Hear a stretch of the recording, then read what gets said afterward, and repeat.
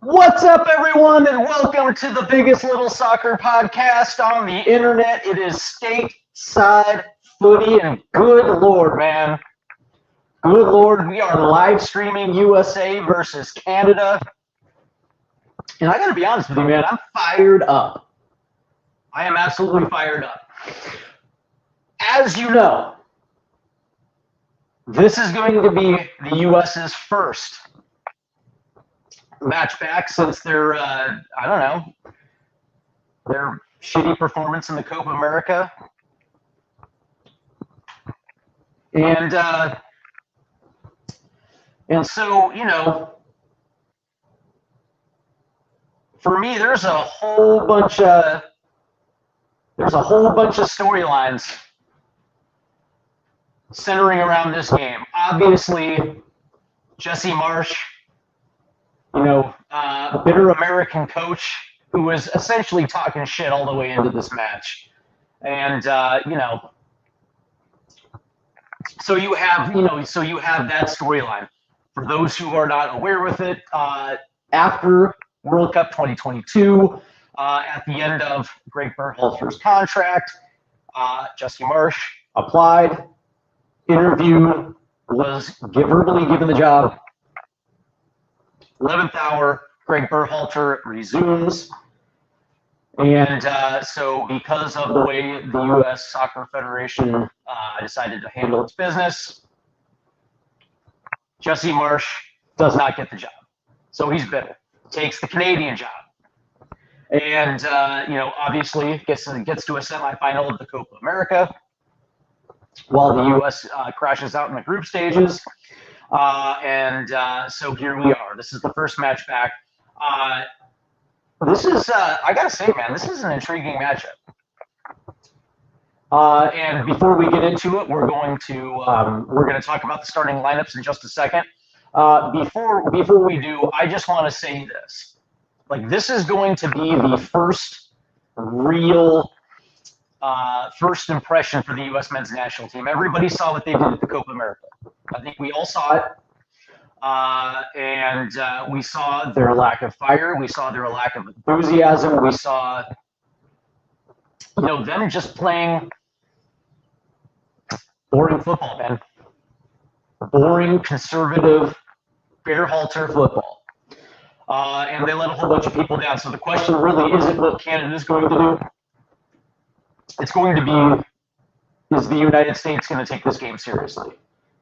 Because we know Mikey Barris is a part of the Berhalter tree. He's going to play the exact same kind of football as Greg Berhalter. So there's going to be that element. So really, this is going to come down to, quite honestly, what how are the United States going to approach this one? If they approach it the way that they're supposed to approach it, the United States wins this game. And what I mean by that is you match fire with fire. Canada's going to come out swinging. 100%, they're going to come out swinging. Yeah, man. This is going to be a very interesting test, not only for the U.S. men, not only for the forwards in this one, but also for that back line. So let's get into the starting lineup, shall we? For your U.S. men's well, hold on. Before we get into that, go ahead and smash the like and subscribe button. If you want to be a part of today's live stream, go ahead and jump into the comment section. It's going to be phenomenal, man. And we can have a good time, watch a little soccer. All right, starting 11 for the U.S. men's national team. In goal, Patrick Schulte. I like this. You're bringing Diego Cochin and Patrick Schulte. You might as well give one of those dudes a start today. It's Patrick Schulte. In the back of my mind, I was kind of hoping it was going to be Diego Cochin, but Patrick Schulte is in nets today, and I absolutely love that. At left back, Christopher Lund, which is not a surprise. I think coming into this one, I'm sure everybody just assumed when they saw Christopher Lund's name on the roster announcement that he was going to be starting left back. At right center half, we have Chris Richards. Yep, Crystal Palace makes a lot of sense. He is one of the starting center backs moving forward. In the left center back position, we have Tim Ream. Not a surprise. A lot of, that's the thing. Tim Ream takes a lot of shit, doesn't he? Granted, he was, like, to me, in my estimation, he was probably the only center back that actually was playing hard during the Copa America. Yeah, I remember a lot of hustle at the Copa America. At right back, Joe Scally, again, not a surprise. With Serginho Dest out, not a surprise whatsoever. At center defensive mid, Johnny Cardozo, again, not a surprise. When this roster was announced, obviously no Tyler Adams, was not a surprise whatsoever. His partner, I guess you can call it in the double pivot, Yunus Musa. And that was going to be the interesting thing, right? Because I heard two different conflicting reports that he was not going to be available for this one. Then I heard he was going to be available for this one. So he's here. He's in the lineup, no doubt about it.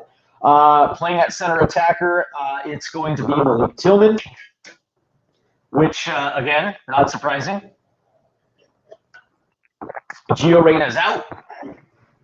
Headed back to Borussia Dortmund, and so that gives a very big opening for Malik Tillman. Across the front three, on the right side, you're going to get Brendan Aronson. For those who are not familiar, Brendan Aronson is he actually is a center attacker for Leeds, playing underneath. But obviously Malik Tillman's here, so obviously Brendan's not going to be playing that. He's on the right side. On the left side is Captain America, wearing the captain's band today, Christian Pulisic. And starting up top is going to be Flo Balogun. For Canada, before I get into Canada,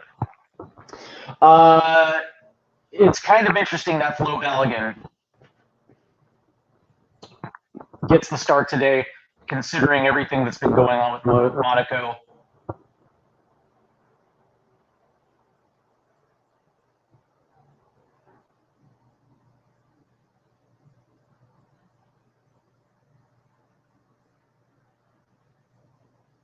Sorry about that.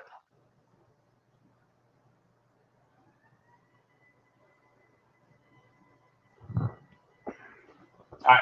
So anyway, so here's the thing, right? Flo Balogun unfortunately did not get off to a good start. Now, obviously, that followed what was last year, which was not a good spell for Monaco. This is coming after a $30 million transfer fee from Monaco, from Arsenal. And we know that he can play in this league because he had an unbelievable year with Stade Reims. But for whatever reason, it just hasn't worked out in Monaco this year. He was benched, and he's just not having a good start. I thought Josh Sargent was probably going to grab the starting spot today, just considering he is literally on a heater. But it doesn't work out that way. So the starting 11 for Canada. In net for Canada, we have Martin Crepeau, who obviously is the starting goalkeeper for Portland. Let's see. We have on the left side, on left back, we have Alphonso Davies, obviously Bayern Munich. He's also the captain today. On the right side, we have Alistair Johnson, Bombito, and Cornelius are going to be the center back pairing for Canada. In the middle of Jesse Marsch's 4-4-2, you have Estaquillo and Chouanier. And then on the outside mids, on the right, you have Ahmed. Jordan Schaffelberg will be on the left. Jonathan David and Kyle Larin are going to be your strikers. So it's going to be interesting because Jesse Marsch obviously plays in a 4-4-2. It's probably going to be a little bit of a mid block. It's going to be interesting, man. So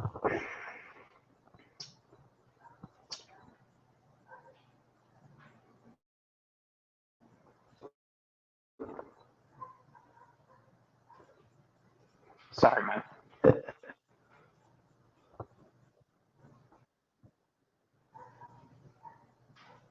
We're having some technical difficulties. Give me 1 second real quick.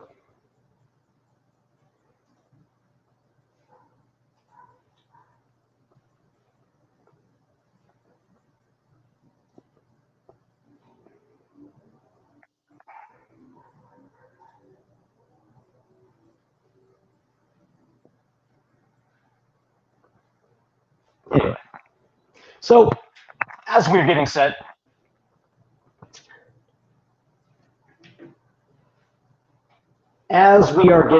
for the kickoff to this,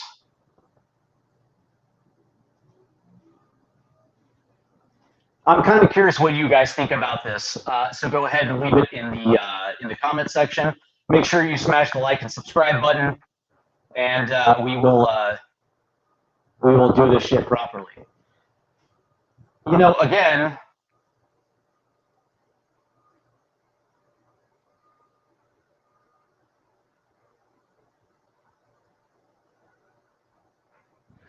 I think this is more about the United States than I actually do.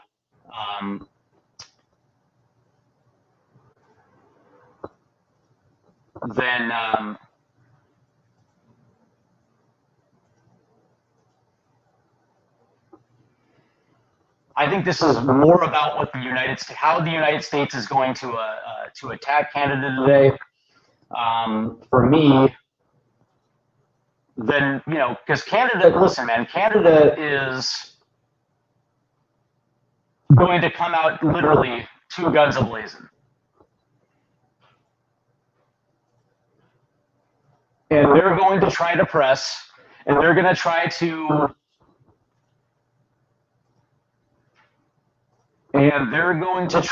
do whatever they can to make the United States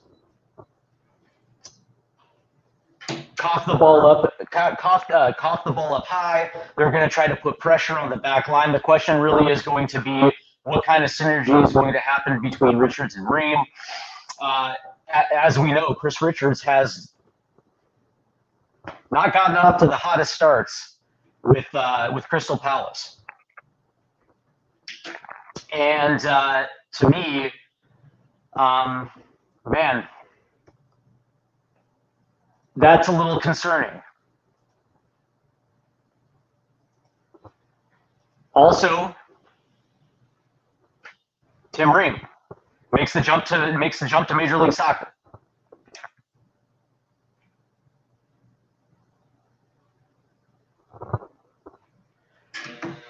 What's Tim Ream going to look like?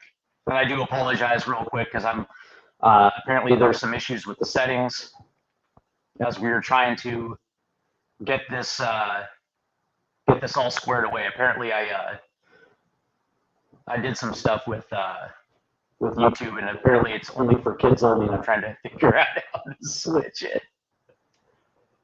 Oh man, that's funny.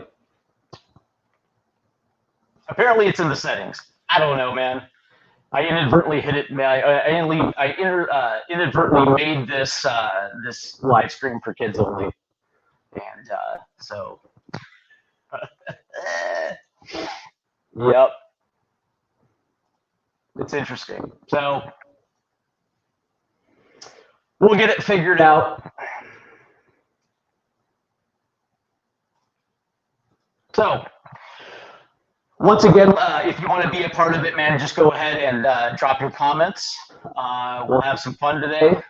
Tell me what you think is how this game is going to play out. Do you see a U.S. victory today, or do you think Canada? In the back of my mind, I really would like to see the United States just come out matching.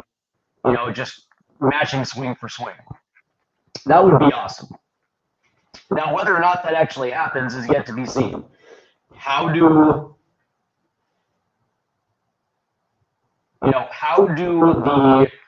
the new left back pairing, the new left back Christopher Lund pair with the with the center back pairings. How is that, how is that going to look? How is Johnny Cardoso going to look at the top of the back line? Obviously we're going to find that out. But for me, if Canada starts out on the front foot, if Canada is in a high press,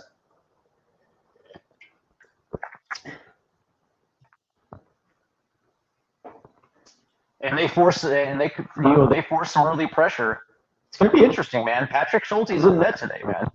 The last time we saw Patrick Schulte was in the Olympics against Morocco, and he did not look good against that high press of Morocco. He didn't. He missed a few easy saves in that match as well too. So that is also quite a concern. Flo Balogun up top. Again, has not gotten off to a great start. Can Flo, catch an early rhythm, put a couple shots on net, potentially put one in. We'll find out. There's a lot of questions with this U.S. side. The obvious is Mikey Varis, and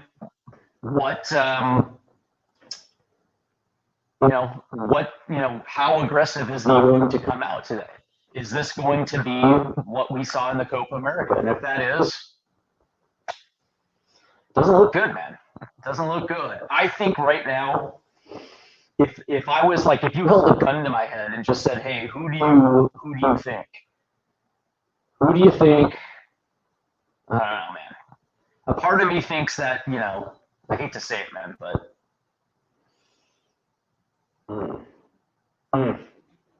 a part of me thinks that Canada just might get this one today. But then again, I hope not.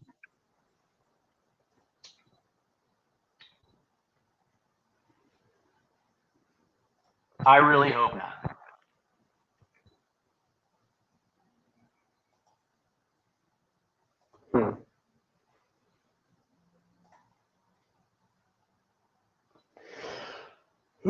So, what do you guys think? Go ahead and leave those comments, and we'll get to it, man.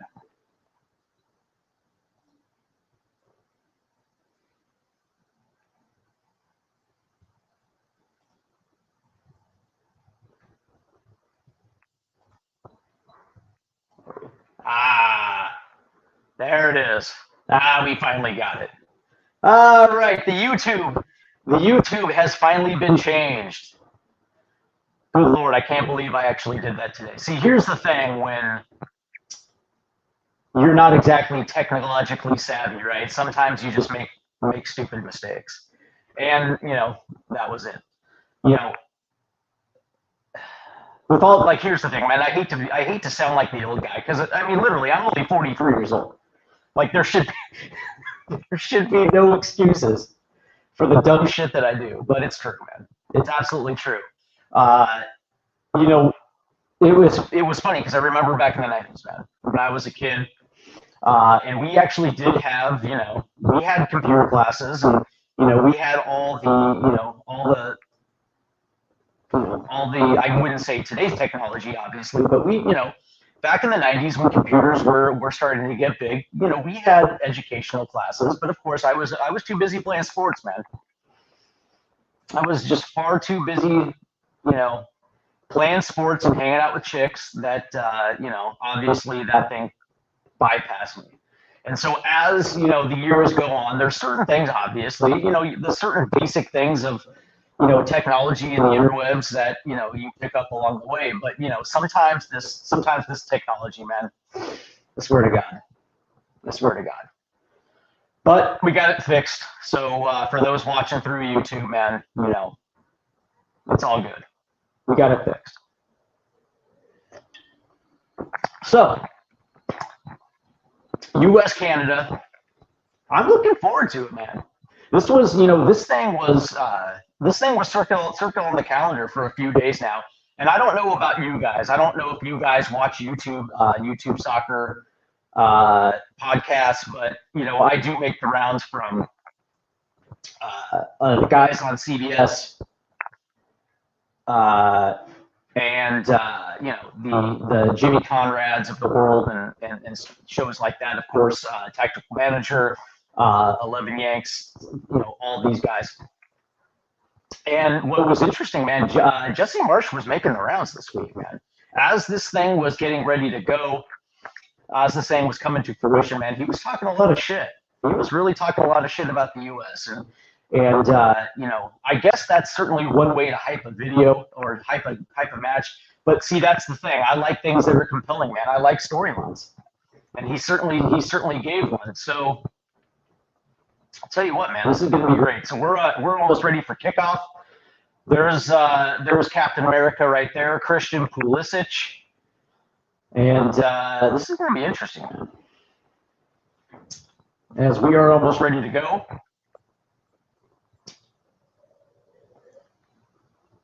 He certainly had a good start to his year, huh? Tell you what, man.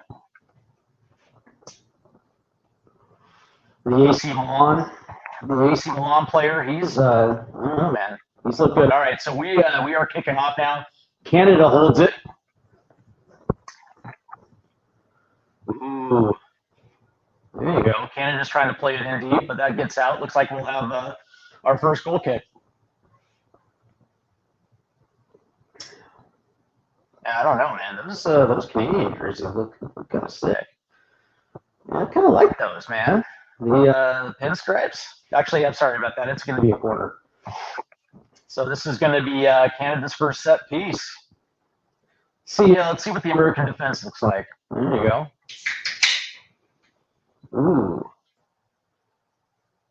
And that's going to be a stoppage right there. It'll be a little bit of foul right there. It looks like it's on it. So U.S. will get their possession and yeah.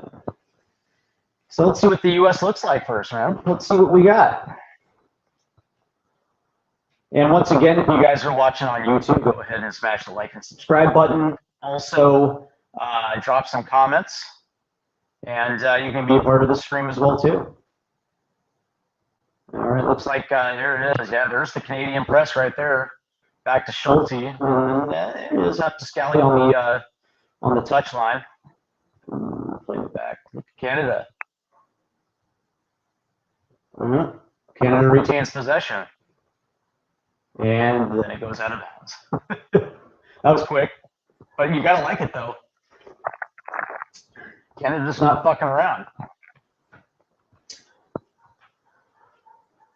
Look at Patrick.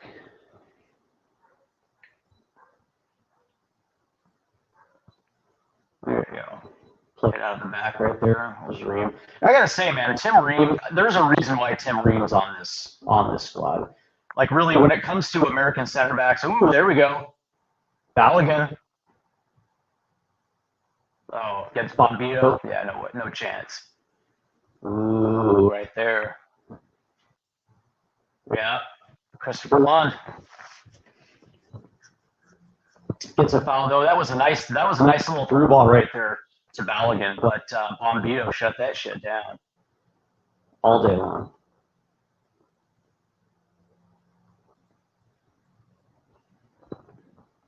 Let's see what the U.S. defense. Yeah, as I was saying about Tim Ream, the problem with the American center back pool, there's not a lot of guys who are good with the ball at their feet, and that's why Tim Ream is on this roster. And that's probably going to be the reason why Tim Ream, in about a year and a half, when we're getting ready for the 2026 World Cup, don't be surprised if Tim Ream's name is on that roster. I wouldn't be surprised if he was starting in 2026. So, call me crazy, but yeah, he's going to be on that. He's going to be on that World Cup roster, 100%. All right, well, U.S. has got the ball, trying to work it through the midfield, and of course, there's a turnover right there. Ooh, there it is right there. There's the first shot. Ooh, Patrick Schulte. And, yeah, okay.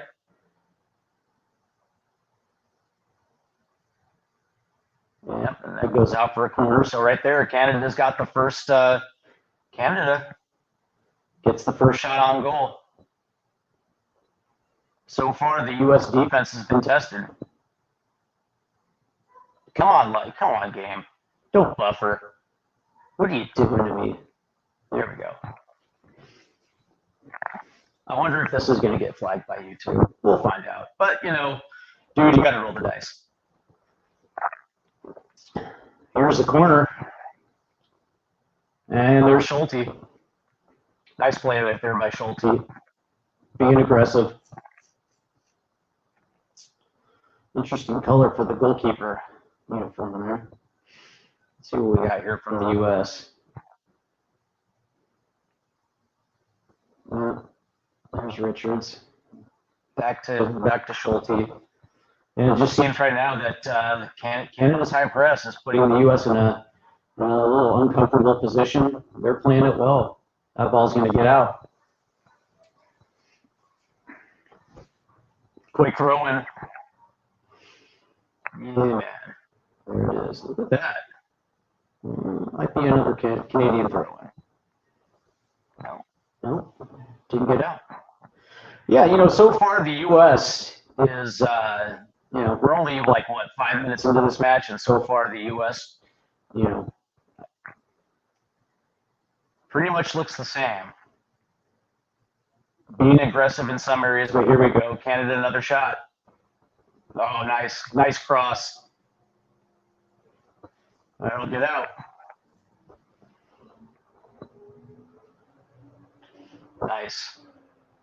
Nice cross to the far post right there. Canada right now is attacking. They're doing exactly what what was expected of them. And the United States right now is in a position where they're going to have to start throwing some haymakers here. Look at that. There's a steal right there in the midfield. Good Lord, Canada's playing well. There's a give and go down the right side.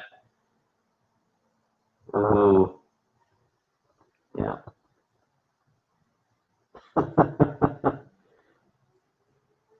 Wow. Yeah, I mean, seriously, this is, I don't know. There you go. There's a clearance right there from the U.S. There's Ream.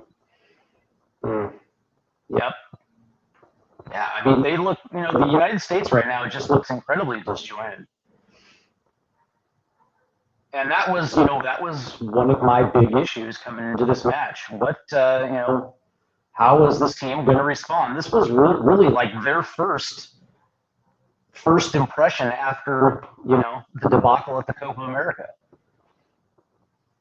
And a lot of these guys have been playing solid for their club teams, but, we have an interim coach, and you have a nation like Canada that really wants to put it on us.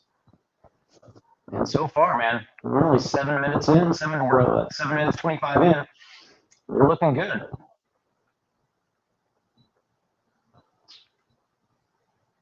Buffering. Come on, live stream. Let's go. There we go.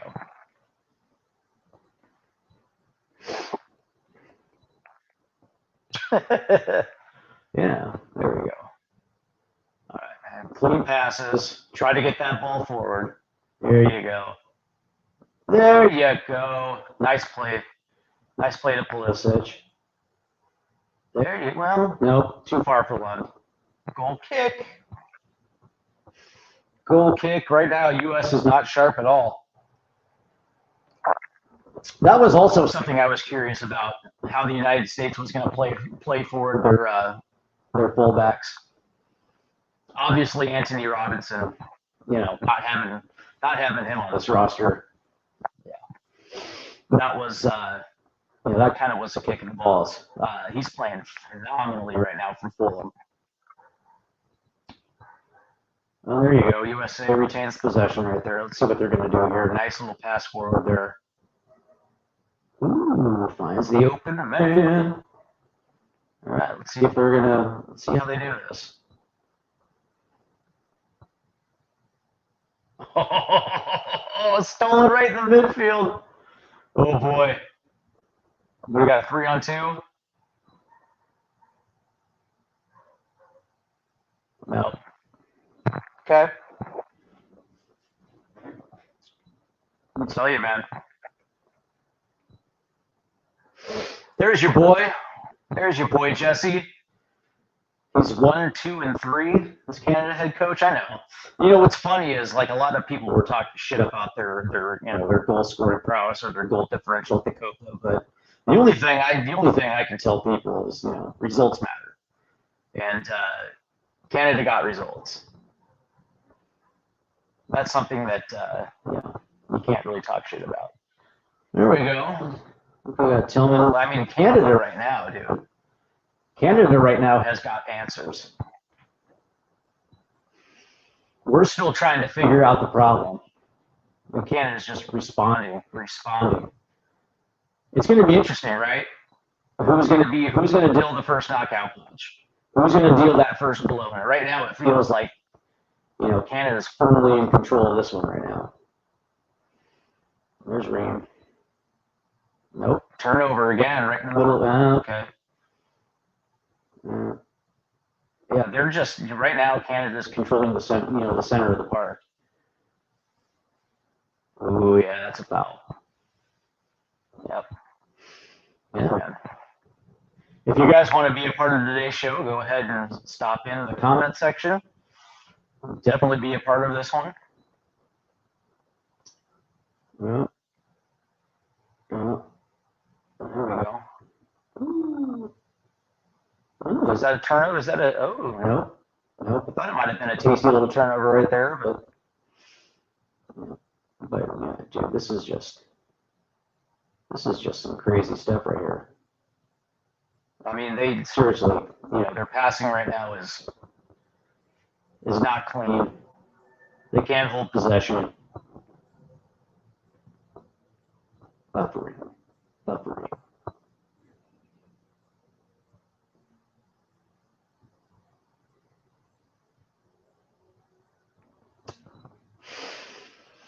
There's Scallywag. He's actually had a good start to the year. I'll give him that, man. Mönchengladbach. He hasn't played that bad over in Germany. Oh, is that? Oh, no. Okay, I thought they were going to call that a foul there for a second. Guess not. Canada retains possession. There we go. That's what I wanted to see. I wanted to see a little press right there. That's going to be a foul. That's what I wanted to see. Show some fucking balls out there. Yeah, there you go. That's what you want to see, man. You want to fight toughness with more toughness, right? And that was, maybe during the first cycle of Berhalter's tenure, where there were times where he played like that, but during his second tenure, this team was soft, man. This team was Charmin soft. And that was a just a stark contract of where this national team was under Bora, under Arena, under Bradley, and under Klinsmann. This team had that American identity, man. That arrogance. That toughness, that confidence. Didn't matter who they played. There we go. Through ball to the top. There we go. Little give and go. Nope. Ooh, what's going to happen here? Oh, Canada ball.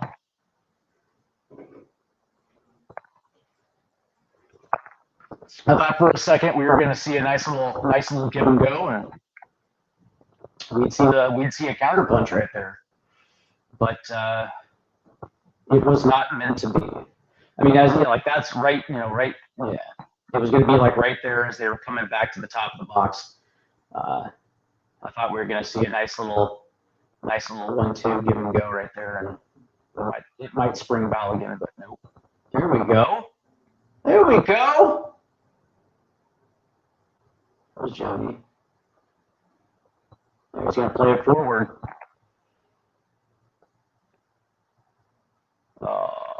Is it? Is it? Oh, that's just a straight up turnover.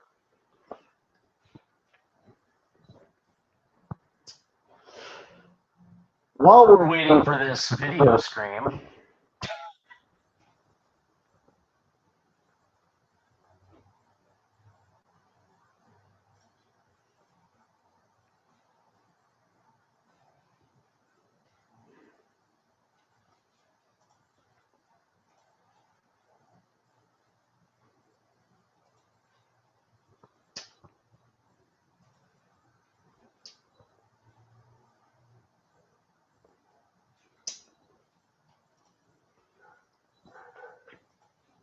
come on now.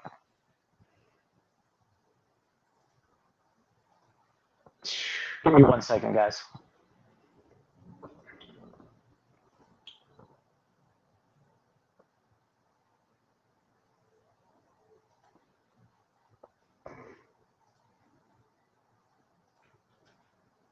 There we go.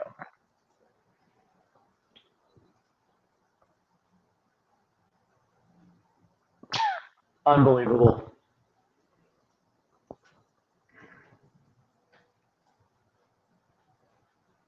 There we go.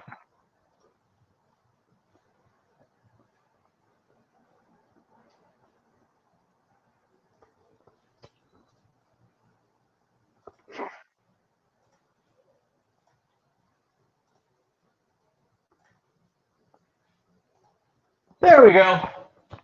Oh, there it is. There it is. Canada draws first blood in the 16th minute.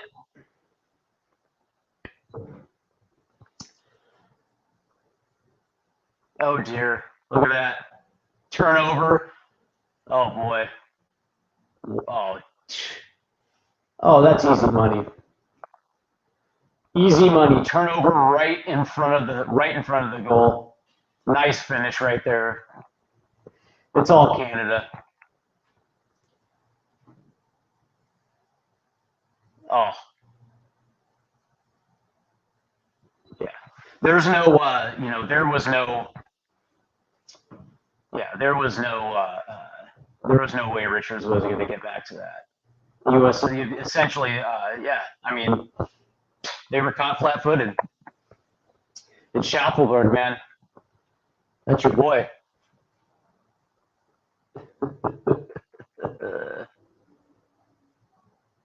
Now all of a sudden the U.S. is in a hole, and one more, and this match is absolutely over. I mean, credit Canada, right?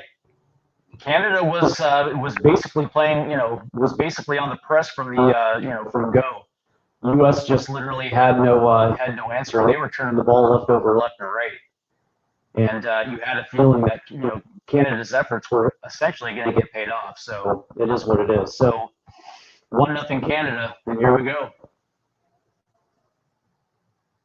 Just forward pressure, attack, man. I like it. If you're a Canadian men's national team, this is exactly what you want to see from your squad. For the U.S., man, this is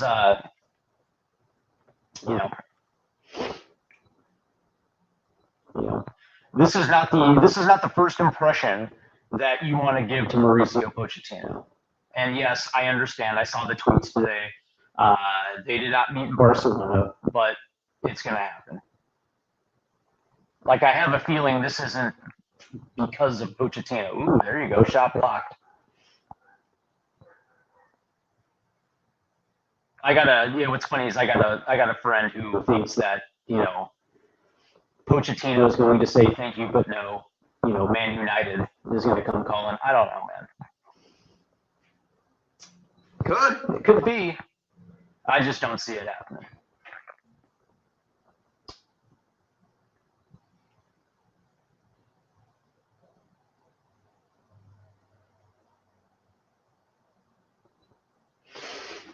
So, all right. So we're only 20 minutes in. Canada draws first blood. Yeah, and for the most part, U.S. has been stuck in their own end. Look at Ovid right there, just playing tough.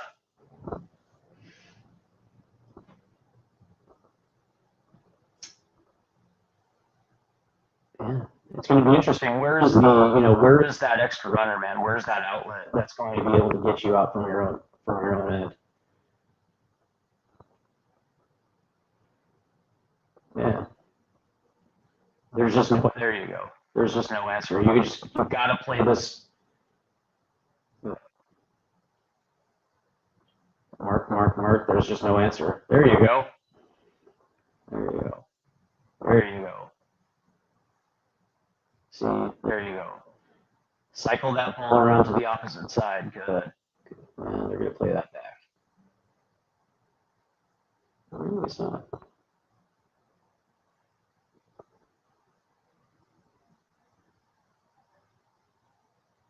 Yep. Back to Schulte. It's seriously, sometimes it's just laughable, right? Where, you want to see Aronson and Pulisic go 1v1 down the wing. That's what you want to see. But right now you're seeing a lot of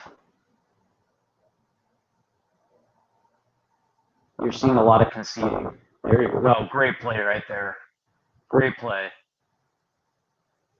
by Canada. Ooh, here we go. There's a juicy little turnover. Ooh. There's the play. Balogun. Ooh. And there's there's Pulisic. There's the first opportunity there for the United States. And of course it's number 10. Let me check this one out again. There it is. So he goes down. We got a ball, and there's Balogun.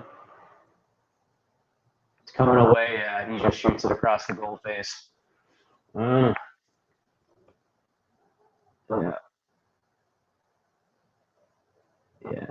That just good on Pulisic trying to get the U.S. back into this one, but awkward angle right there for Captain America.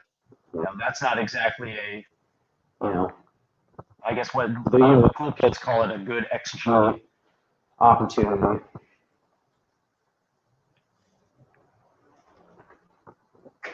So we're at the 22-minute mark here, 22:55, and the U.S. has taken their first water break. So far, this has been as bad as you. I mean, this is as bad as you can expect. I mean, there really has been no intensity on the part of the U.S. That's the that's the alarming thing. This was supposed to be that get back on the right track, feel good game for the U.S. It really was, right? I in the back of my mind, what I really wanted to see was for the U.S. to have that cockiness, man, to have that arrogance by saying, yeah, okay, that's cute, but this is what football really looks like. Just I mean, seriously, that's what I was wanting, man. That's what I was expecting, man. I wanted to see that arrogance, man, because that's what we're American. There you go. That's a nice little through ball right there. Oh, look at Bombito. No answer. But yeah, that's the trait of U.S. soccer, man. Forever was that it didn't care. It's like, yeah, we respect you, but we're not going to fear you. You know, we're going to try to punch you right in the goddamn mouth.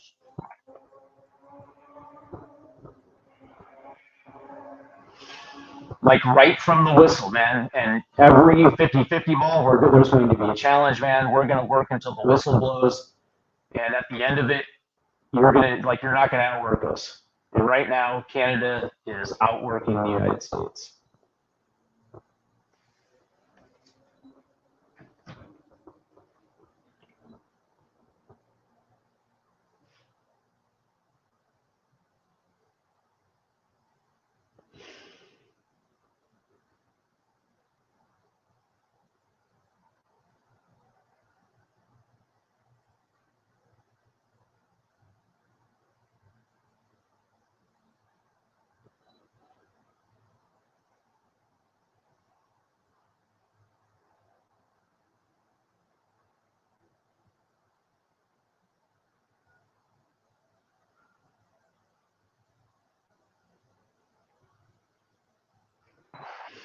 Yep.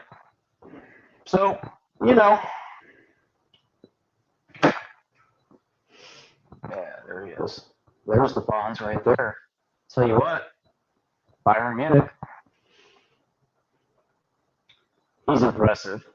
That really is true, man. Alphonso Davies is incredibly impressive.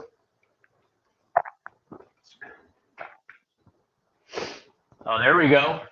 Ooh, Creepo is under pressure right there. See, yeah, that's exactly what you want to see. That actually should have what we've seen from the beginning of this match. A lot more intensity, a bigger work rate, more press. Reem's in trouble, turns it over. There you go. Ooh, nice pass down the right side. He's going to play it in. That's a little too far. There's Alistair Johnson, though. Ooh. I mean, literally, though. That outlet man that outlet man right there on the back end of the far post is unmarked, man. That's dangerous.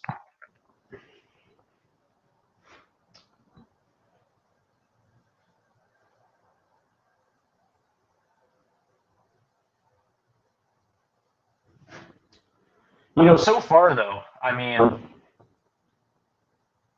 you get one of the guys that I really wanted to see today was Malik Tillman. Right now, he's virtually been invisible. There we go. That's good defense right there by the U.S. Canada retains. Alistair plays one in. Yeah, good defense.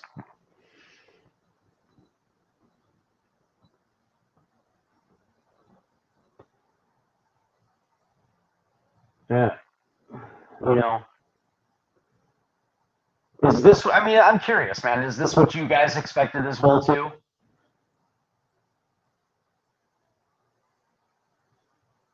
Ooh, there you go. I mean, for real, though.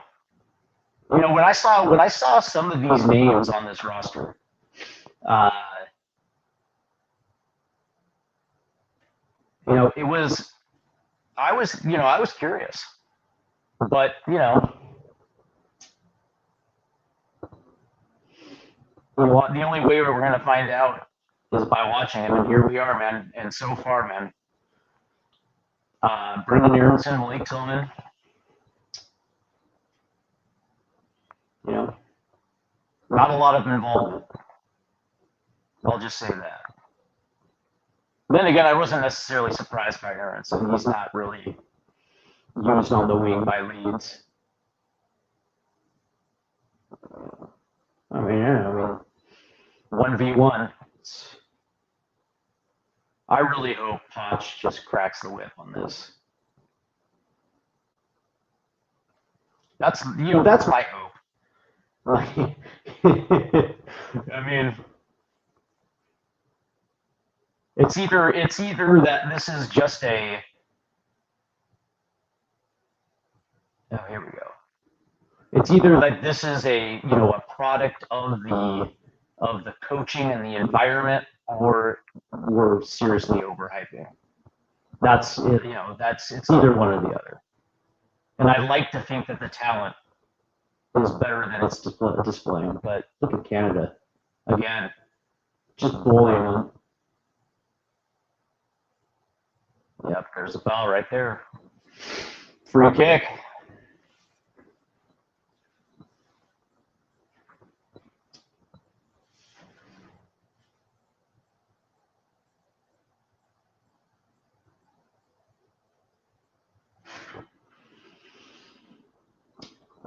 So here we go, free kick. This is this is a dangerous area right here.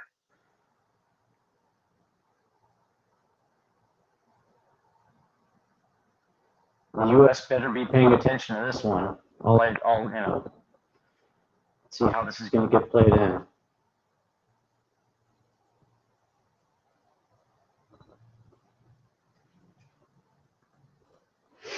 And Joe to you, Anthony. Ooh. Yes. Yes, Jonathan David is indeed a monster.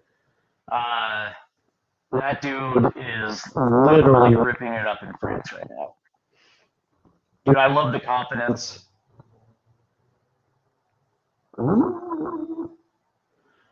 All right, so there's Ream back in his box. So again, the U.S. is having trouble. It has literally, this back four literally has problems playing out of the back. There we go.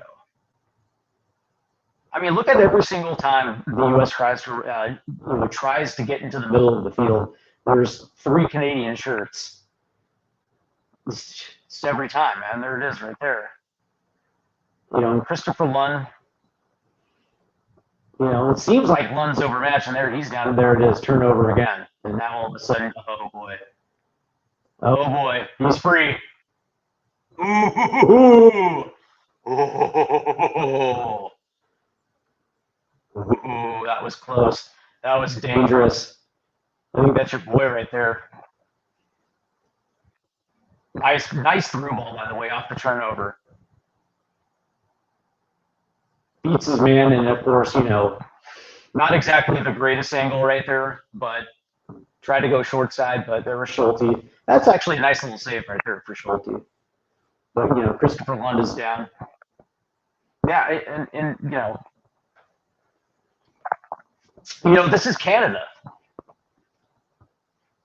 And now, granted, Canada, over the course of the last 5 years, has really developed into a nice CONCACAF power, but it's Canada.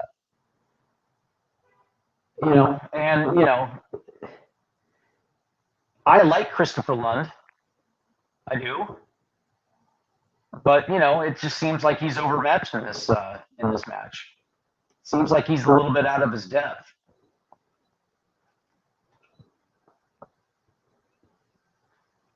Here we go. Play into the box. And that's good defense right there.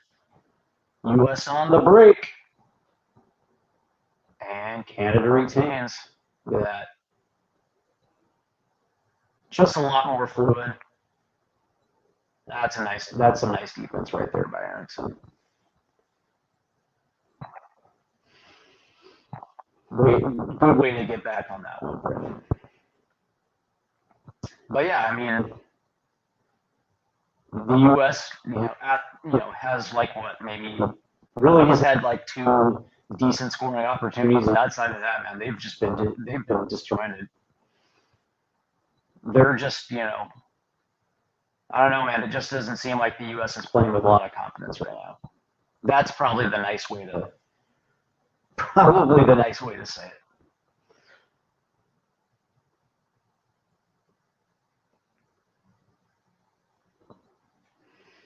There we go.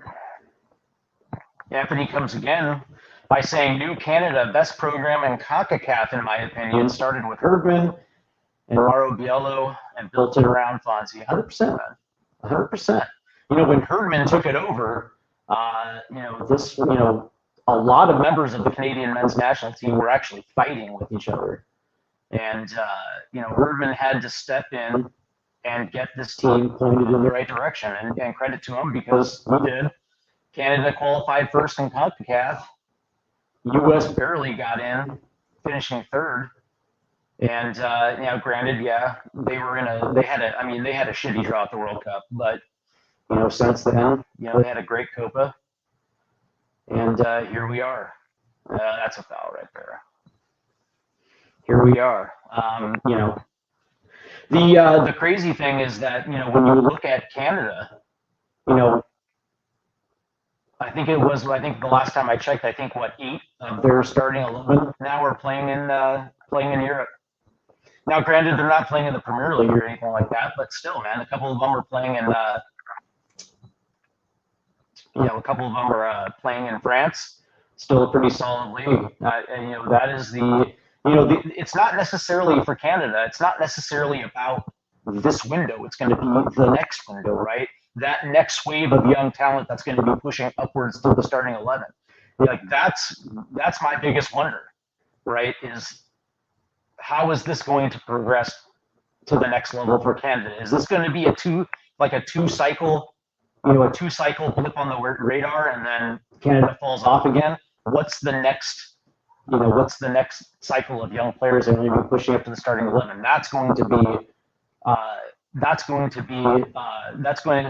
able to sustain Canada, and that's the hope I would probably assume that Jesse Marsch is working on right now. Plus dual nationals and all that as well too.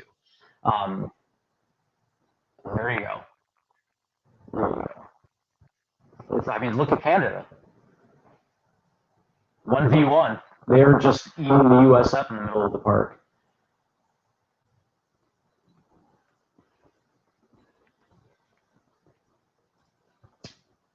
Herdman helped to change that mindset. Marsch will now carry them through the next level, as you say. 100%. 100%. And I think for, the interesting thing about Pochettino coming to the U.S., and my biggest concern is if Pochettino is a hired gun, and I think everybody assumes that he's not going to be around past 2026, what happens with the youth system? What happens to the U23s? The U17s? Is all of that going to be put on hold? And if that does get put on hold, that's kind of dangerous right now because you still want that upper movement pushing up to the to the starting 11 on the first team. Is Pochettino going to be hiring new coaches for the youth, playing his style? That's going to be interesting, man. The last thing you want is the youth teams. Like that's the worst thing you can have is your youth teams playing the style of your previous coach while your first team is preparing for 2026. Everybody's got to be on the same page and everybody's got to be moving forward together. Look at Canada, man. Look at that. Moving forward again. There's that ball in. There we go. Stays in. Canada's just everywhere, man. Wouldn't be surprised if Canada scores another one before the half. Look at that, man. Just clean passing. Yeah, I got a little away from him a little bit. But yeah. Look at Canada's ball movement in the US side. Oh. They're just, I don't know. The U.S. right now literally has no answer, and this is going to be interesting, right? Like, what's going to happen? What's going to happen at the start of the second half? Because I think we're already in that place where Virus is going to have to make some changes at the half. Something's got to give because right now the U.S. just literally is having trouble getting out of their own half.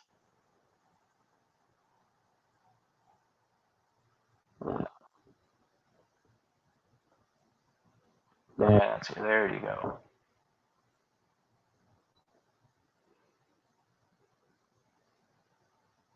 Yeah, there you go. That was a nice little pass there.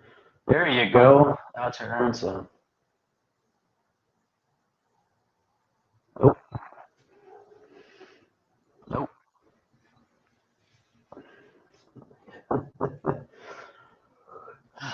I like the play in the box though, and that's what that's what the U.S. has to do, man.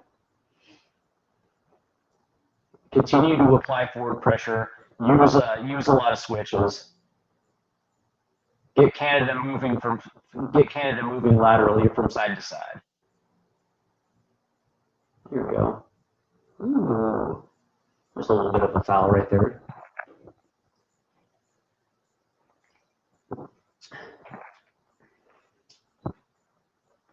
Because right now the U.S.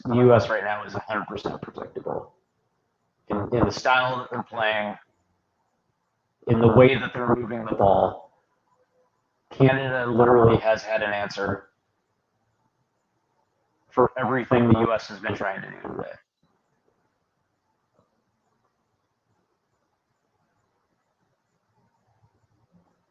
I mean, look at their placement right here. There's only one way for the ball to go.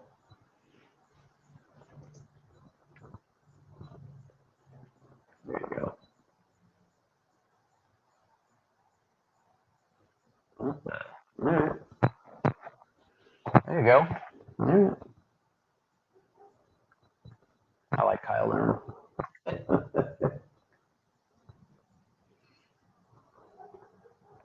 Former Orlando City striker. I remember when Kyle first. I think he left for Galatasaray in Turkey. It's kind of an interesting move.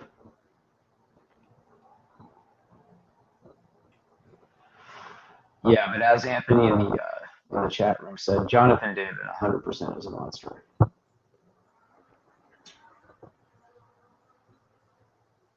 Dude, that's actually kind of what you want to see out of Flo Balogun, for him to be ripping it up with Monaco in that manner. Oh, that was a bad pass turnover. We're getting close to the end of the first half.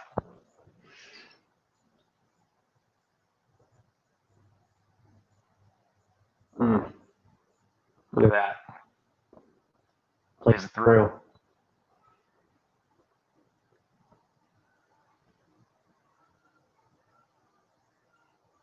See what we got. 1v1. Ooh. Oh. Again, Canada. Incredibly goal dangerous. Look at this ball movement. Getting U.S. moving side to side, and then he puts one through right at the top of the 6-yard box. Good save by Schulte.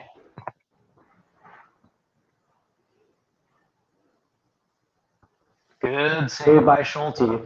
But again, goal dangerous.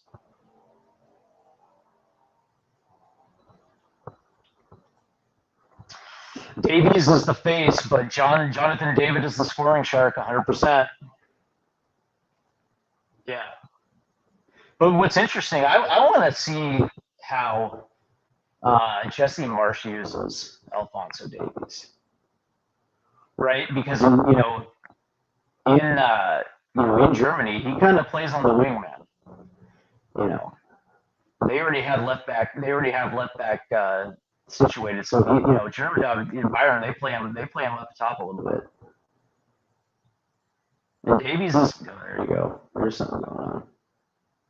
Ooh, Richie Laria and Flo Balogun.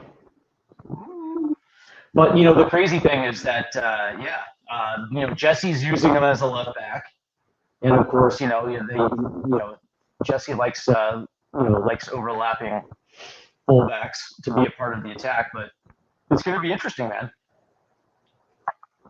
Depending on the matchup, is Jesse going to is he going to move Davies up the pitch, man? Let him be goal dangerous. That's going to be I don't know, man. That's something that I want to see, especially in the CONCACAF region. Dude, Alphonso Davies, man. But it is. But Jonathan, 100%. Jonathan David is their talismanic striker. He's the talisman. I like Jonathan David though. Yeah, man. So far, man. Good Lord. I just want to. Okay, there you go. Nice switch. Nice switch. He's basically alone. That's a nice little. Well, turnover. Turnover. Good Lord. Here we go. Canada again. Plays it through. Oh. Oh, I thought he was going to take a rip at that. Oh, okay. Canada still retains. I thought for a second there. That's blocked.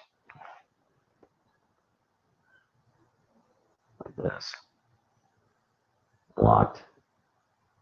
So, I mean, you know, good-ish defense right now for the Americans. Dude, they can just do whatever they want. It's going to be interesting seeing the possession numbers for the first half. I would probably assume Canada's in the 60-70% range. The turnovers are going to be interesting to see too, because it seems like every single time the United States moves down the pitch, they're turning the ball over in some form or fashion.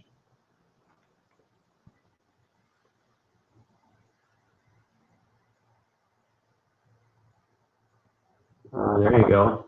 Ooh. Patrick Schulte, that was a good run right there. That was a very good run.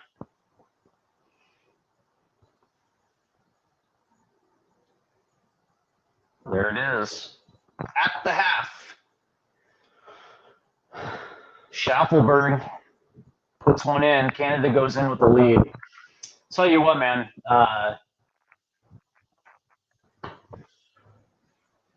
You know, this has been a disaster, man.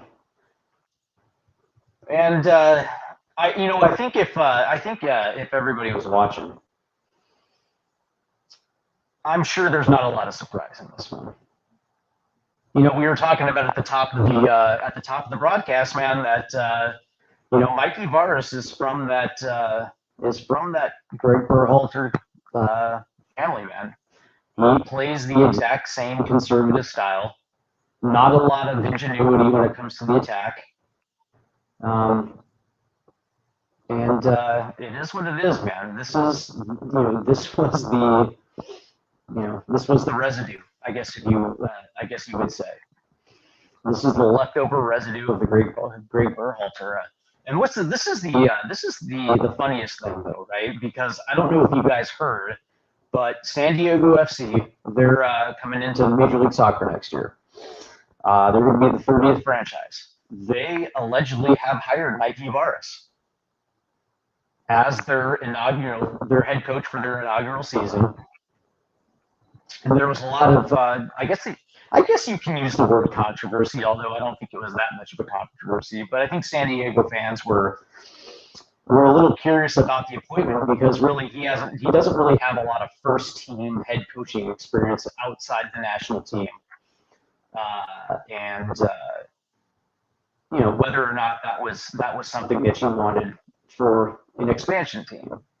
But I would like to think that those who are in charge in San Diego are watching this. I would think he wants to make a good impression. He wants to make a good first impression. Like this is the way, coming out with a strong performance is the way that you ingratiate yourself to your bosses. So far it's not exactly thrilling. Not exactly compelling soccer, but I will say this though that changes are going to have to be made for the second half, 100%. This is a situation where do you keep Balogun in? Maybe. He really hasn't. He really didn't do a lot in the first half. But what do you do as far as Christopher Lund? Do you keep him in? He looked like he was 100% overmatched in the first half, right? Because they're trying to attack down the left wing. They're trying to go, Lund, Pulisic, and then using that overlap to create space down the left flank. Well, that hasn't really worked out because, as you see every single time, they try to move the try to move the ball down the left flank. There's 2 Canadian shirts right there. Like they are literally swarming Christian Pulisic, right? Not a lot of free space, so it's not like they can play that you play that ball back to Lund. But we also saw a couple runs down the left by Lund, and dude, he was getting he was matched pace for pace, man. So I don't know, man. He wasn't really all that, as far as I'm concerned, man. He wasn't really all that impressive in the first half, right? Do you make a switch in the middle? Are you going to move Aronson to move Aronson to the central, move Pulisic to the right, and then put Haji Wright on the left? That's also something that you can do to switch up, man. Oh dear, who is she? Oh, who is she? So far, man, this has been an underwhelming performance from the U.S. men's national team, but I just I'm at that point where all of this kind of to me is a formality. This we're still on Poch watch, man. That's really what it comes down to, because Poch doesn't play anything near this style of football. Poch likes to play in a 4-2-3. He kind of does play with that double pivot right there. He likes to push high up the field, and he likes his 10, to be essentially be just a free roaming attacker with the ball at speed. I mean, we're talking about the same guy that turned Dele Alli into a household name in the Premier League. He's the guy that took Harry Kane and turned him into a world-class striker. Christian Eriksen. What's his ass?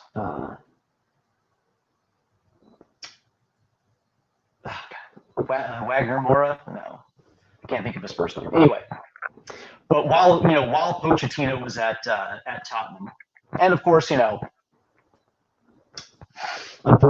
unfortunate, but I'm a hardcore Tottenham supporter. Go Spurs.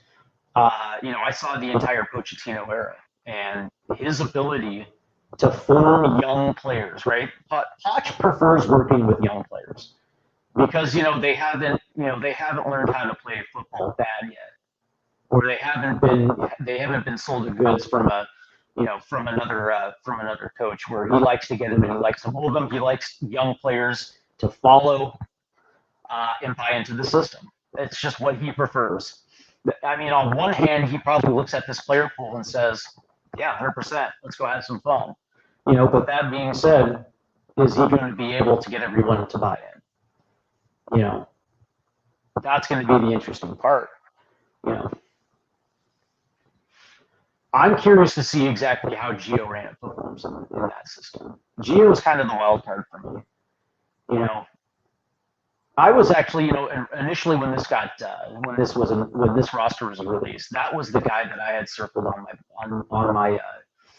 the clipper right there. Gio playing at the 10, playing high, and just literally just working with the ball at his feet. That was something that I was really looking forward to. But obviously, Gio left. Cade Cowell came in.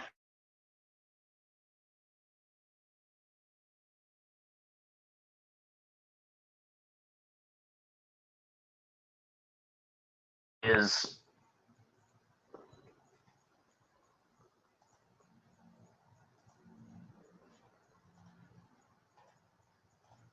the guy for me is Malik Tillman. This is a good opportunity, man. This is a great opportunity for your stock to go up, right? When we're talking stock up, stock down, like these are the games that that will ingratiate you to Pochettino. And when you just disappear for an entire half, man, That doesn't look good, man. Same thing with Ballo, man. I know everybody likes Ballo, and I do too. But you know, at times he looked phenomenal in the Copa America. 100%, looked great. Was deadly at times, and then at other times, not so much because he was left on an island.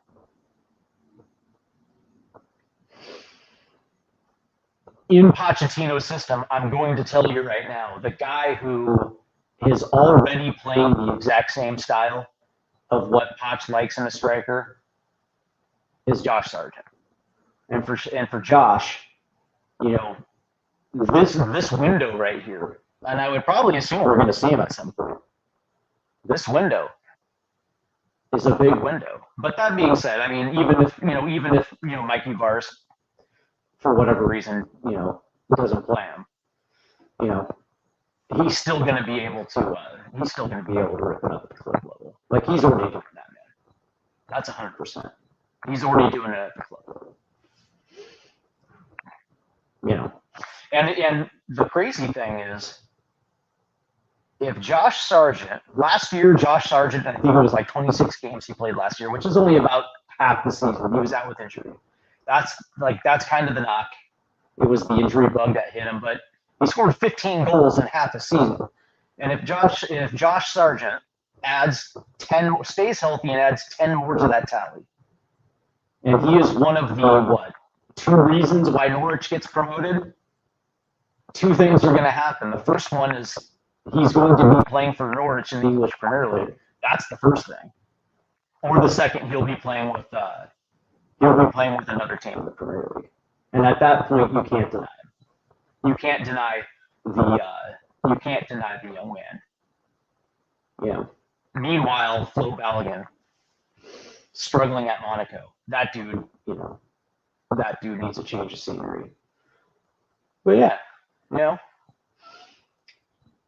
this was an ugly first half, man. Canada had all the possession. Canada had all the dangerous, goal looks. U.S.'s defense was shitty, to say, a lack of a better term. Whoops. Something's gonna have to give in the second half, man. The U.S. is going to have to press, and they're going to have to continue to run. You're going to have to step up, and you're going to have to make challenge. You're going to have to challenge 1v1. You're going to have to put Canada into some uncomfortable positions in order for the U.S. to maintain position on their side of the field. That's the end. That's the end all. The be all end all right there. I mean, look at the possession for Canada in the first half in our side of the field. That first half was mainly played on our end. And whenever we had the opportunity to break, we generally coughed it up as quick as we got the ball. That's going to have to change, man. That's 100% going to have to change. Well, I want to thank everybody so far for tuning in. It's been fun, man. I've never actually done one of these live streams, man. This channel is still relatively new, so we're still growing. There's going to be a lot of content that I'm going to be putting out. I got a Sounders video that's going to be coming out real soon.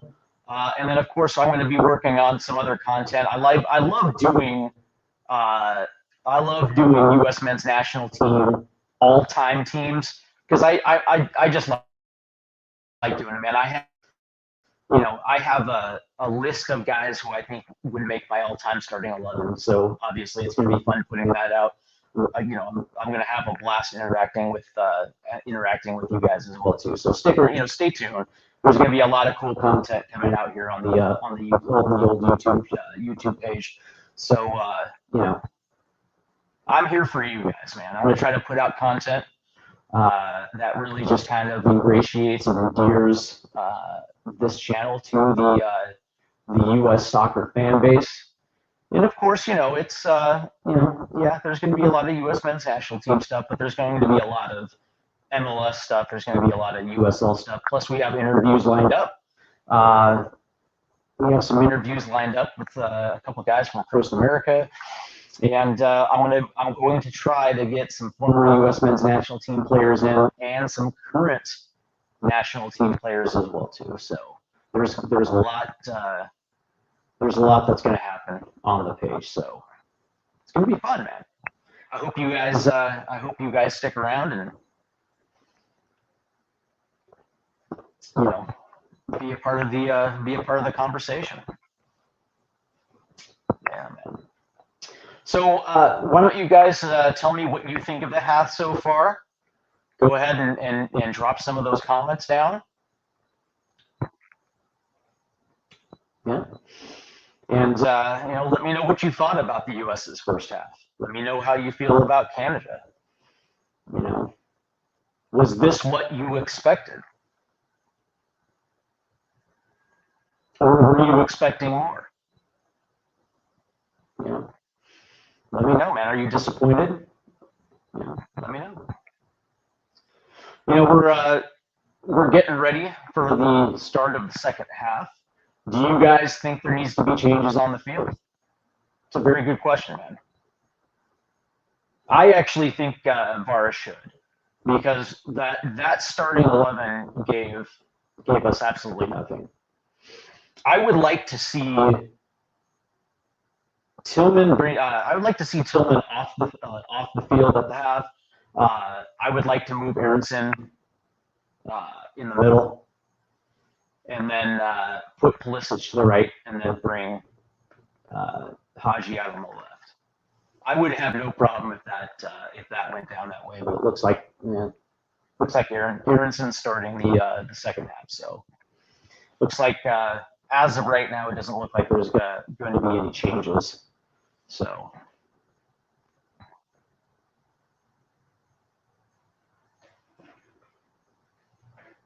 Yeah.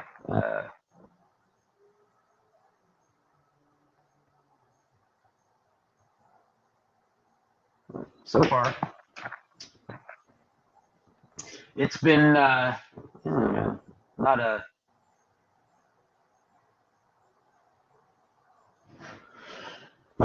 good first half right there. But as we're getting ready for the second half kick, as we're kicking off the second half, I want to thank everyone for tuning into this one. I really do appreciate it. You guys are awesome. You guys are incredibly awesome. All right. And we're off. Let's see what the U.S. has up their sleeve here in the second half. Yeah.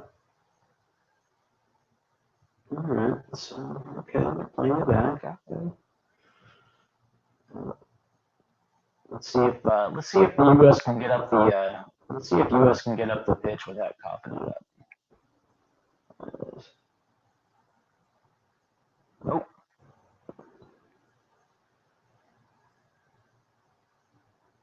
There we go. I think it starts with possession. Well, there you go. Jeez. No, that's going to be a foul. Jesus. I mean, it starts with possession. In order to set up your attack, you have to, keep the ball. I don't know, man. I kind of like that play from Johnny. That was kind of a nice play there by Johnny.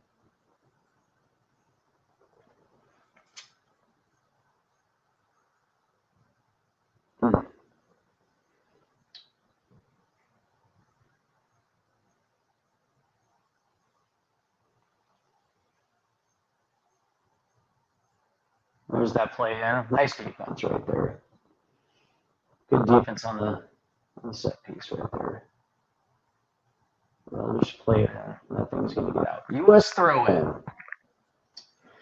The last time we saw this team, they were getting, essentially getting punked by Uruguay. Literally had zero attack. had trouble maintaining possession. And, still the same. There's been some nice individual performance. There is a shot on goal, goes wide, goes up top. And so the U.S. will have possession here. They're just not good playing out of the back. There it is. Will be a U.S. throw-in. They're really not.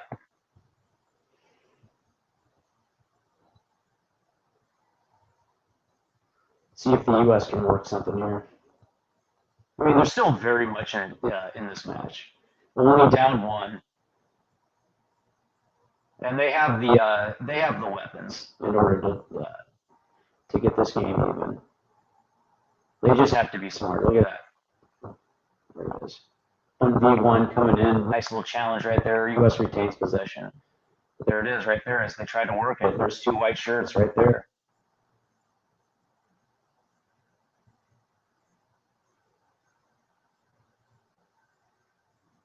Scally. So they're going to try to switch. Here's Bully. Nice. That's going to get blocked. It looks like that might go out for a U.S. corner. Here we go. I think this might be the U.S.'s what, first corner, second corner? Yeah. Not a lot of opportunity. So, Christian's going to be taken. Of course, Christian's going to be taken at the corner. Of course. Oh, there you go. Ooh, right on goal, though. Crepeau with a nice little save right there. But it came down and it hit Balogun right on the foot right there. Nice little back heel pass to Balogun. That was nice. That was nice, man. But, Ballo, little off-angle shot right there. Easy peasy. But there you go. U.S. gets their first chance at the second half, and that's a bad through ball. That was terrible. Holy shit.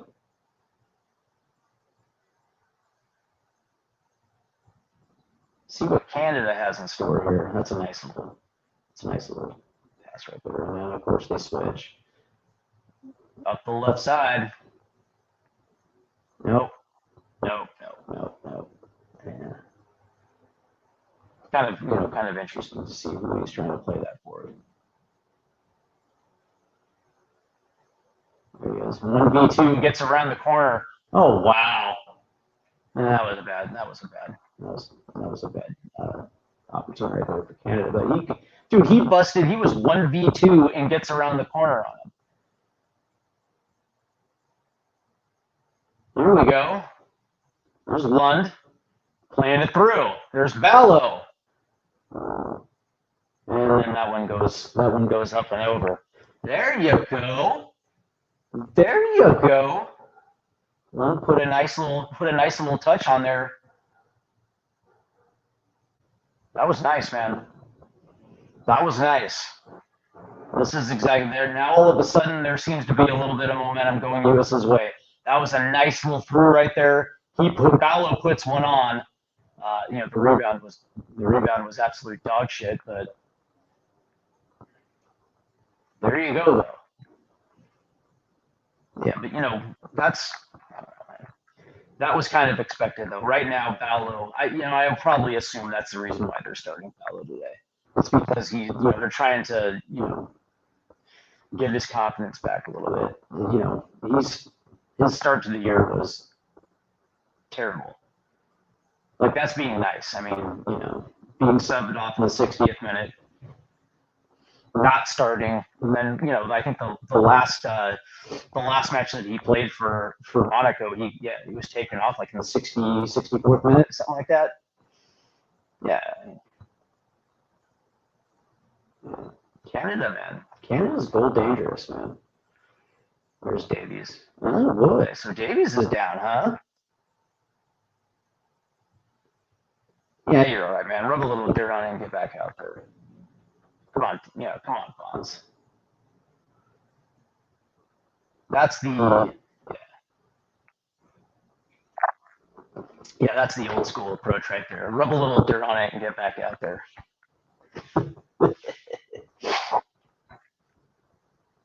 He'll come off for, I think he'll come off for a quick second, but he'll be back in. I think we had a water break.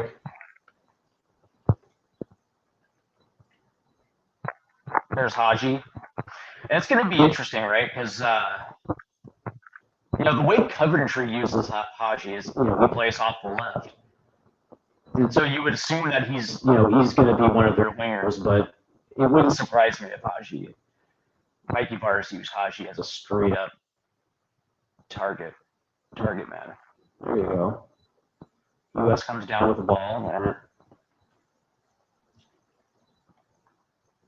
well, Ballo gets the yellow, huh? Yeah.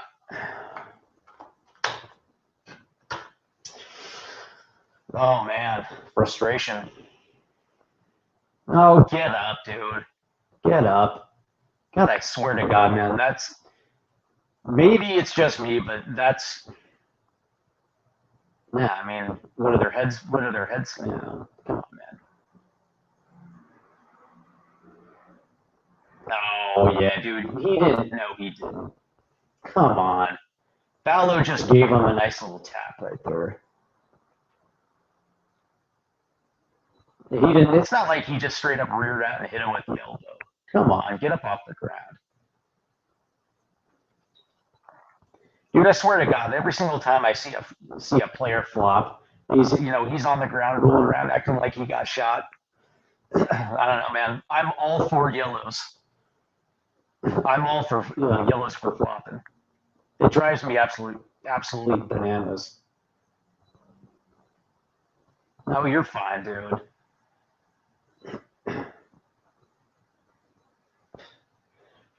Stopping the clock, trying to kill momentum. 100%. 100%.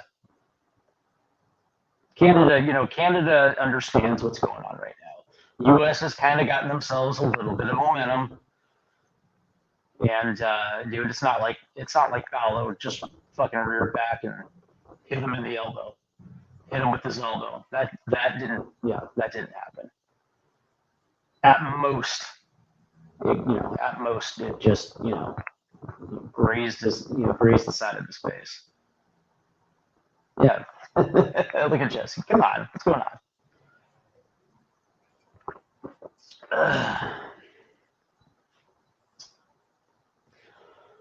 But I don't know, man. Something's gonna have to give in this one.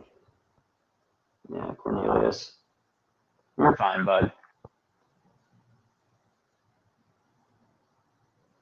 55 minutes in. Yeah. Seriously, man. Mikey Barnes is gonna have to do something.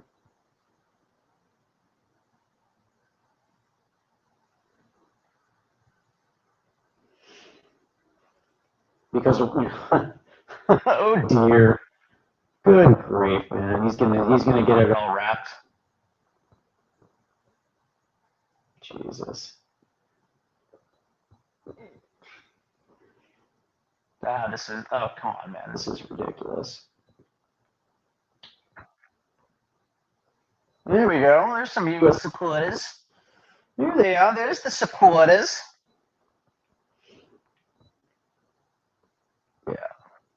Yeah, this is, I don't know, man. This isn't, this stoppage isn't, this is a kill the momentum stoppage right here. Look at that, man. That's ridiculous. Come on, Cornelius.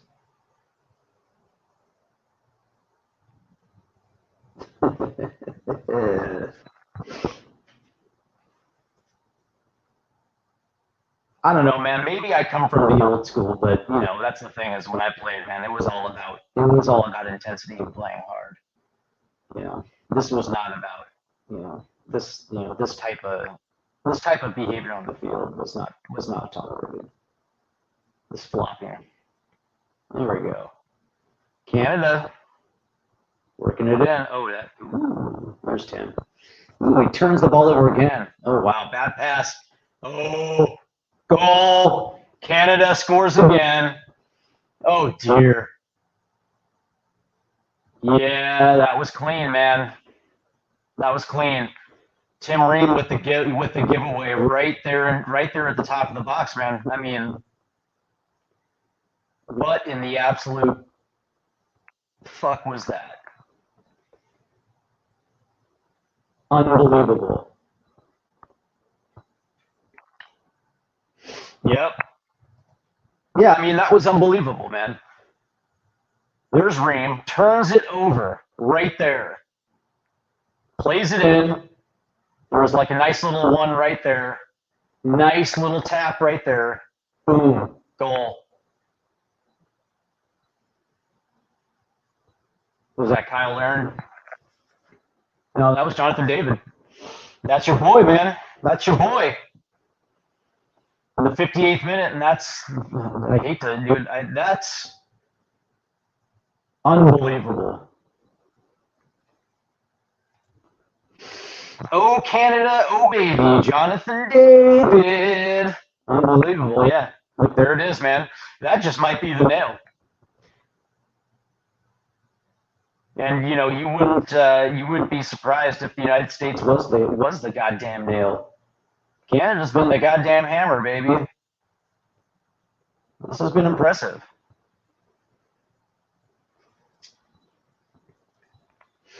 100%. Typical striker. Yep.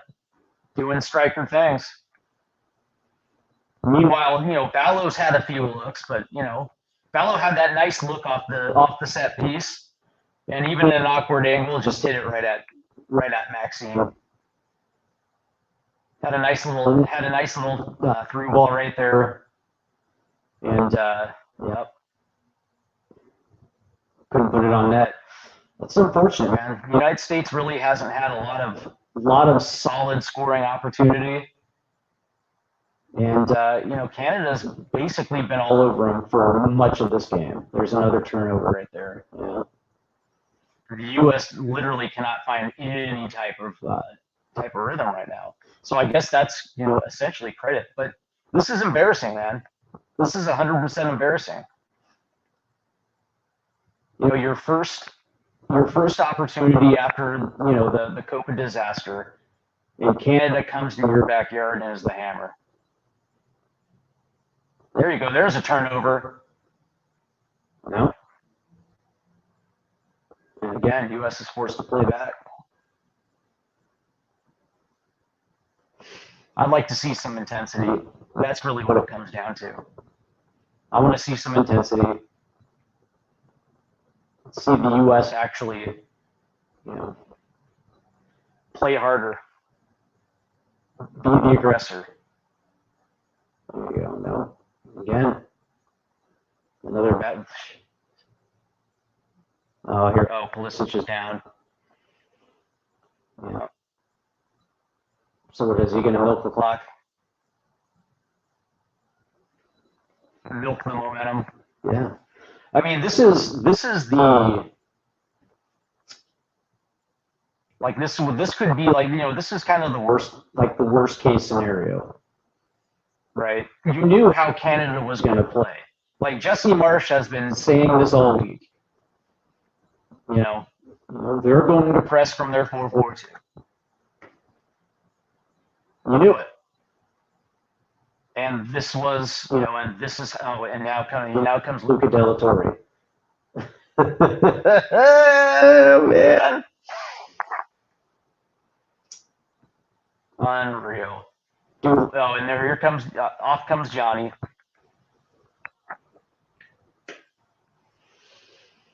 Yeah, I guess. Fun fact, Canada has not beat the U.S. on their home turf since 1957. Oh, I remember that match too. Yeah, that good old 1957 match. Yeah, it's been a long time. I mean, on one hand, good for Canada, but on the other hand, like, good Lord, man. like you didn't want to get embarrassed.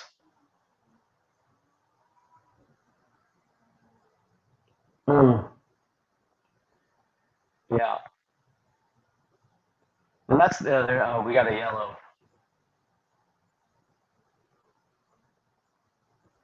Oh, yeah, okay. So that's going to be on what? Laren?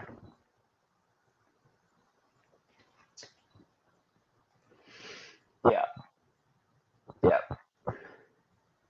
It's nice seeing, it's funny, it's nice seeing Canadian fans in the chat.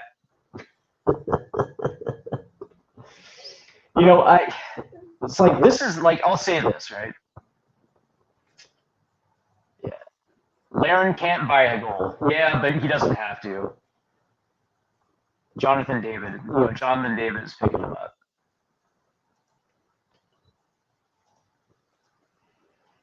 In the days of old scheduling, Canada was considered a win as well as a training match. Don't be surprised, this team is coached at a very high form now. I would be on Canada to beat 90% of the world. I would probably co-sign that. I would co-sign that. That's the, like this team, Canada came into this one with absolutely no fear. They knew, Jesse Marsch had essentially told the entire United States how he was going to play and how he was going to attack the U.S. And the U.S. had ample time to prepare for this, and from the opening whistle, it's been all Canada. They've taken away passing lanes. They're the first. They're the first one to the ball. 1v1 matchups. It's been all Canada. They've been by far the most goal dangerous today. And you're absolutely right, Mr. McCooey. 100%. I will say this though, that this is good. It's good for the U.S. that Canada is good. This is what you want. You want a strong CONCACAF, right? So it's going to be interesting to see, I think what Mexico is playing. So that's going to be interesting. I'm curious to see how Mexico looks.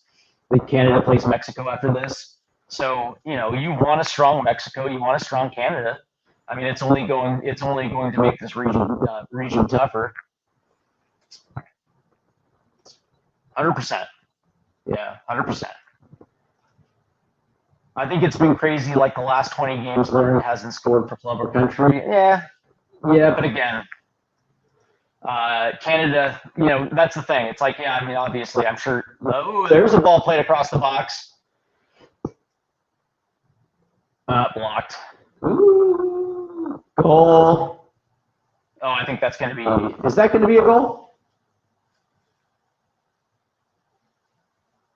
Yeah, I guess so.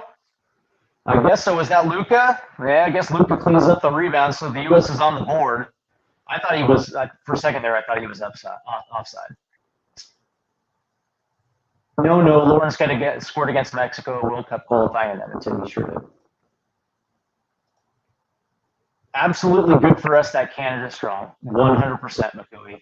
100%. So so that ball just drops down, and there's De La Torre right there. Yeah, okay. Because for a second, I thought he was offside. Ball gets played in. And that was just a miss. Boom, and he just drops right there. Yep. So U.S., there you go. And this is what you want to see, man. Finally, there is some momentum. And that's something that the United States just really had there. That's another bad turnover. And now all of a sudden, the ball's played up. That's good defense right there. Goal. Yes, sir. And then, Canada comes right back. Applies pressure. Mamma mia! Yeah, it looks like Jonathan Osorio is coming in for Canada. Yeah, they're gonna try to bury this one, man. They're going to try to put this one out of reach.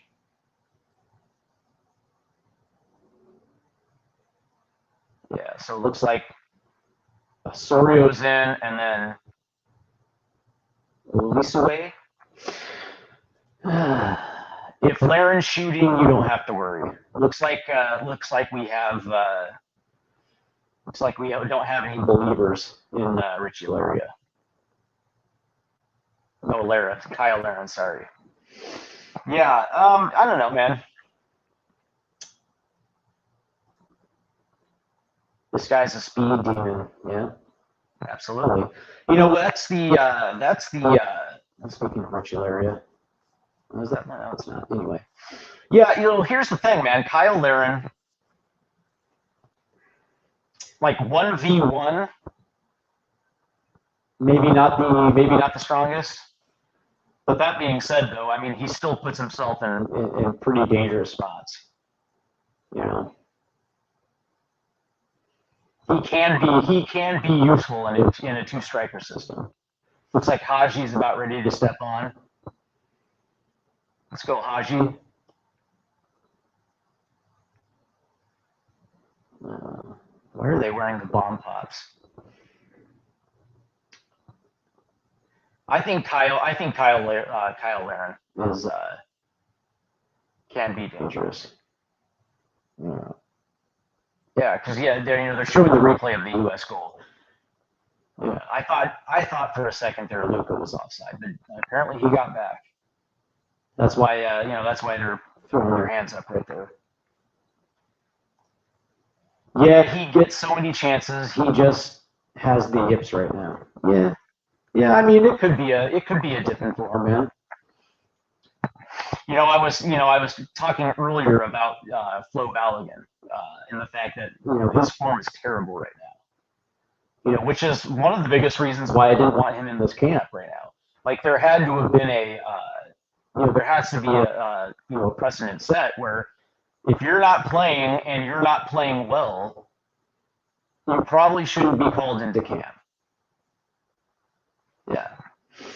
I didn't think Balogun had earned the right to be in this camp, but, obviously Mikey Varis is trying to win this game. That goal was offside, in my opinion.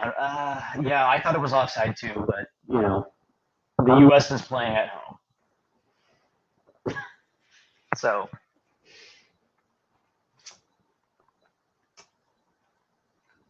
But again, there's look at that.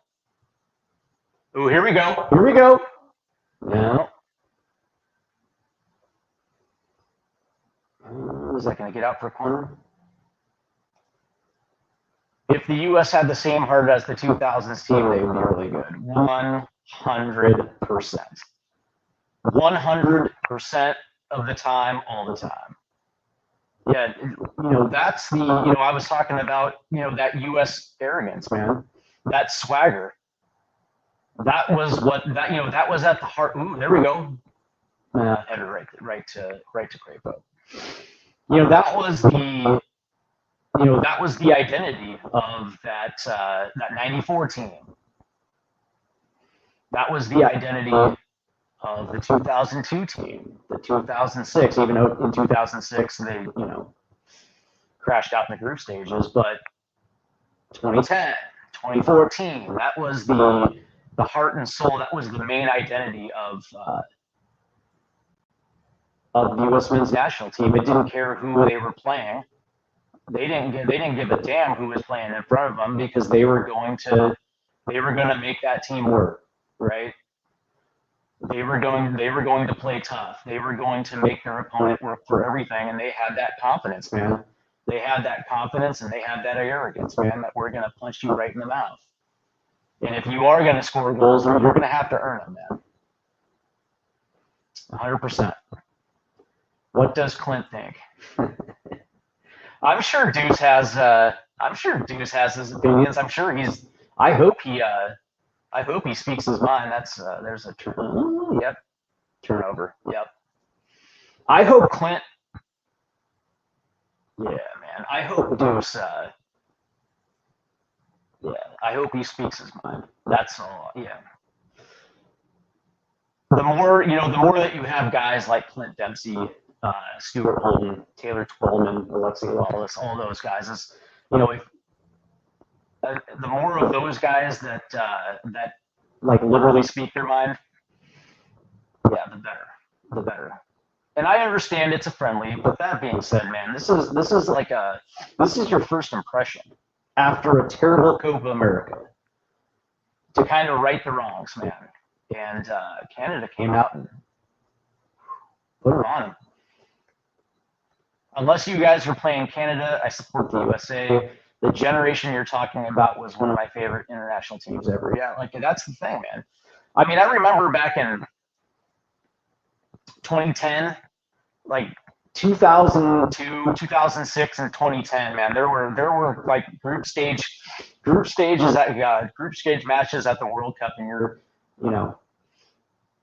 watching the U.S. play, and you could tell that the quality was on the other side of the pitch. It didn't matter who they were playing, whether it would be Germany, Spain, England, whatever the case may be. Like the quality was there, but the U.S. had guts, man. They had heart, they had guts, and they were willing to play hard, man. And that was because of the leadership of their veterans, man. You know, those veterans were essentially, would essentially tell the youth, like straight up, like, we lead, you follow, and if you don't play hard, there's going to be some guy behind you that's willing to step up and take your job. You know, everybody understood what was required, and everybody knew where they stood as far as the coaching goes, man. Like, those teams played hard. Played with a lot of heart, man.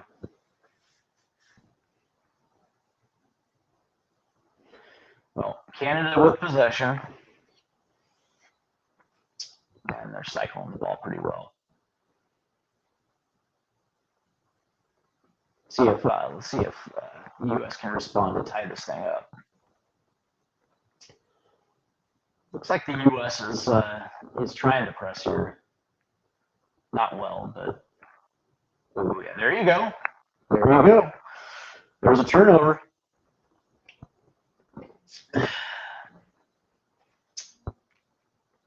I'm glad to see my guy McCooey in the comment section, man. That's my guy. Handsome Dan McCooey. Give me a team of 9 Jada Merritts. Hell yes. Hell yes. Nice drop, by the way, man.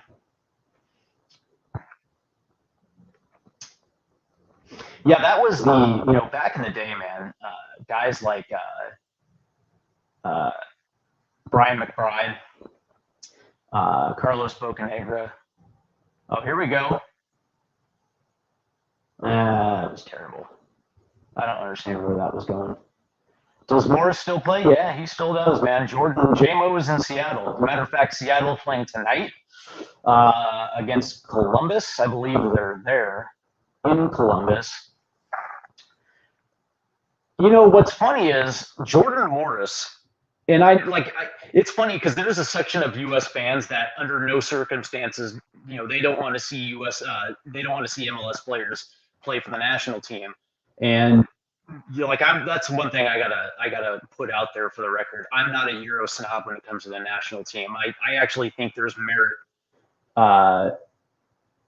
to players who play in Major League Soccer, and they actually can bring something to the national team because we've seen it for every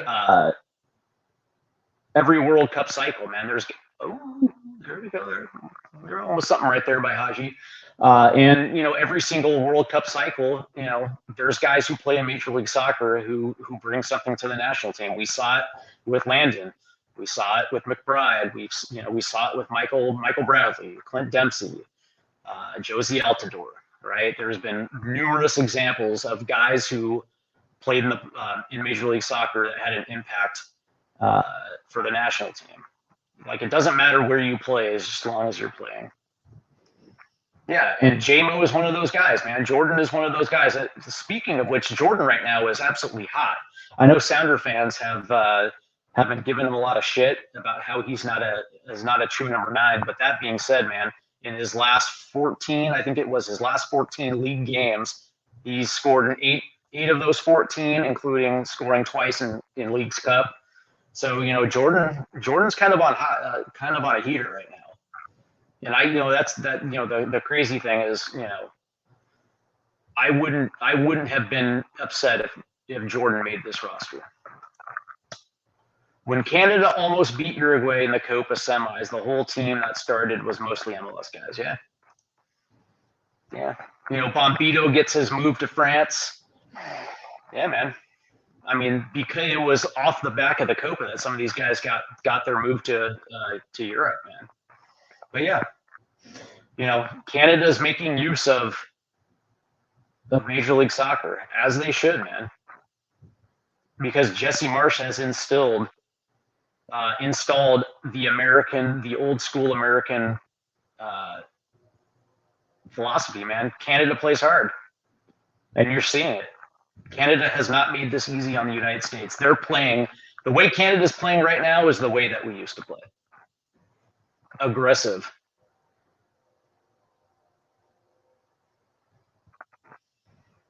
There's Richards. That's why Canada's fun, man. They don't care who they're lined up against. They're going to play hard.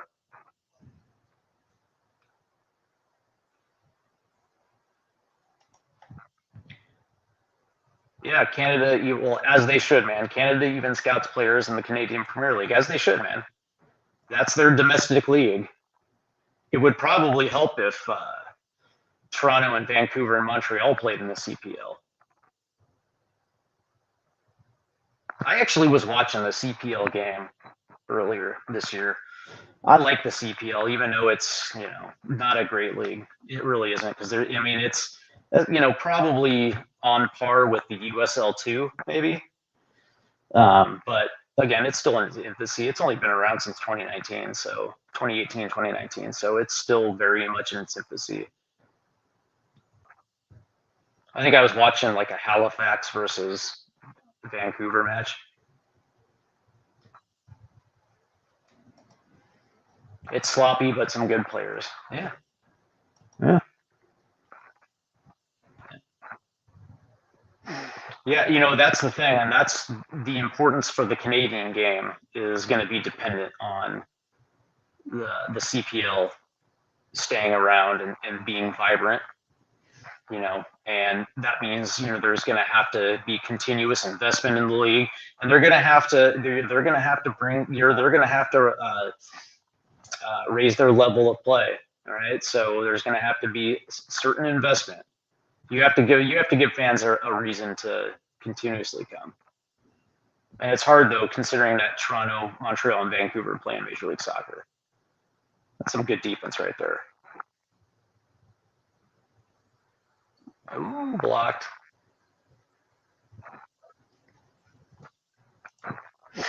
Jesse Marsch was attending Scour Lower League game in suburban Canada just this week. Boots on the ground for sure. Yeah, man. Jesse's a badass, man. Jesse's a badass. That's the big job for him, right? Obviously, it's coaching the national team, but it's also it's also boots in the ground in Canada. He is the spokesperson for Canadian soccer, man. He's got to be in those communities. More kids have got to play. Although, and it's funny, Canada, the enrollment in youth soccer in Canada is through the roof. I was just reading an article about that yesterday. Like their enrollment in youth soccer for boys and girls is incredibly high. So soccer, they got a culture up there in Canada. It's not just hockey and curling, although hockey and curling are fantastic. So the U.S. has got the ball. Here we go. So let's see what the U.S. can do here, right? Look at that press. Canada is showing no fucks right now. That's a nice played forward, but a little too far. A little too far right there.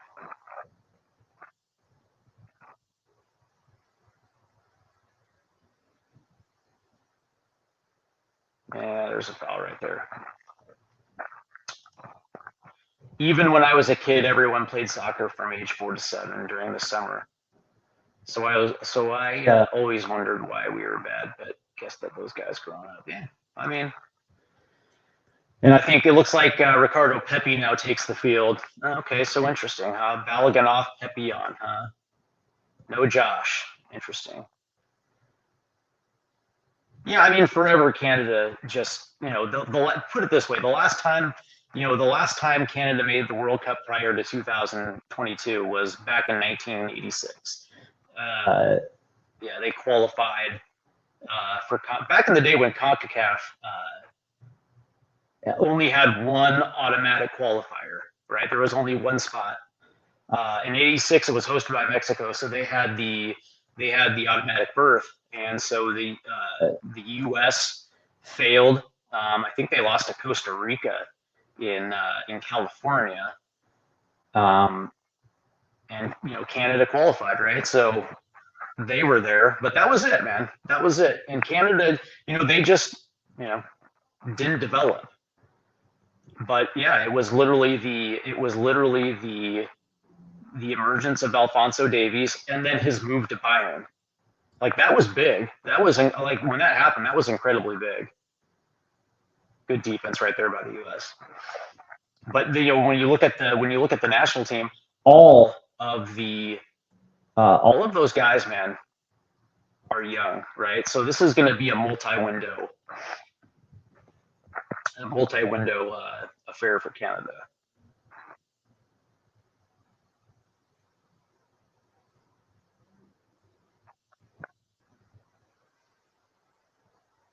I'll tell you right now.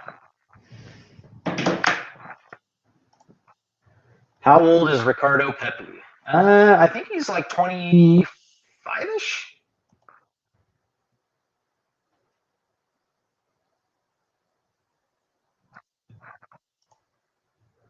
Biggest achievement before this team arrived was when they won the Gold Cup in '02 against Colombia.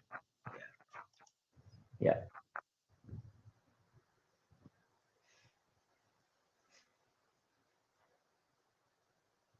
Pepe's 21. I'm sorry. He's 21. Exactly. Yeah. Became stagnant since '86. Yeah. Yeah. But, it is what it is, right? They had, most of their resources.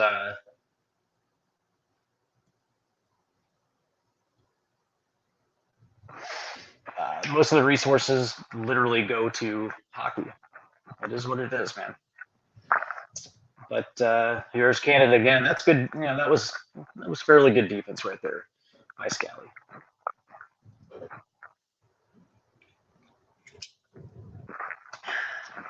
84th minute. Dude, I remember when the U.S. won their first Gold Cup, man. 1991. I think they had Mexico in the semis, and that was really the first time where the U.S. Were able to make it known that they were there. That rivalry was going to be real. That '91 Gold Cup, because I think they beat Mexico in the semifinals, and then they beat Honduras to win their first Gold Cup, and that was after the U.S. had qualified for their first World Cup in 40 years. If you guys all remember that qualifier from the '90 tournament, Paul Caligiuri hit the shot heard around the world. There's a good through ball right there. Damn, that was their best chance of the half right there. Ricardo Pepi couldn't get that in.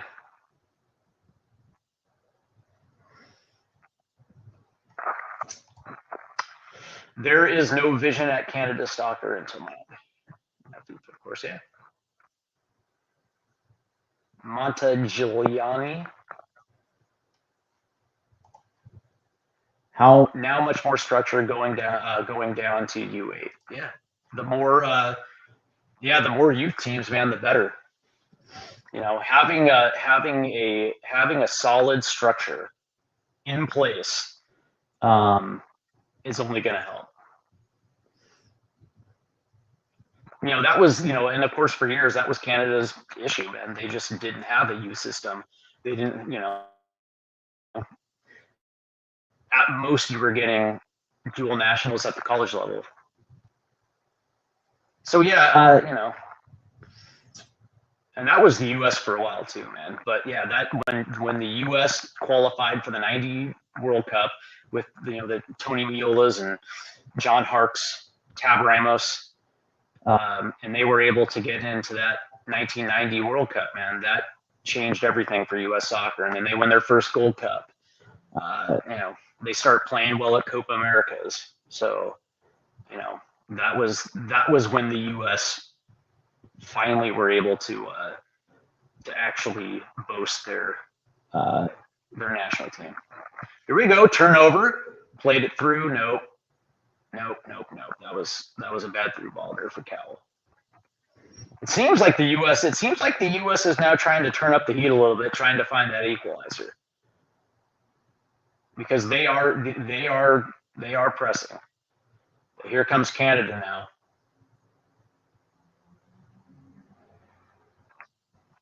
Yeah, man. Canada just got some Croatian kid. Yeah, Seeger. He's a center defensive mid, and I think he plays for Hajduk Split in the Croatian league. Yeah. Here we go. U.S. is on the attack here. There's De La Torre. Plays it to Haji. Nope. Turnover. Shit.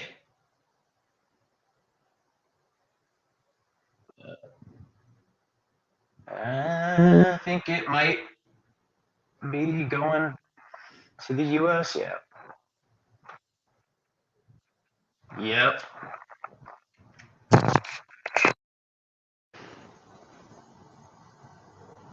All right. Okay. Let's see what the U.S. can do here.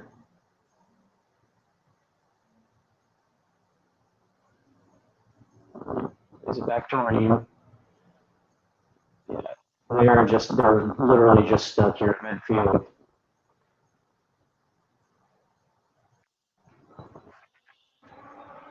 There you go. There you go. Nope. U.S. on the attack. Canada's resolve being tested here. Let's see. Yeah, well, looks like it wasn't tested much. There you go. Oh boy. Okay. Nice little block there. Appreciate your work, man. Been a great stream. Thank you, man. I'm glad you're here.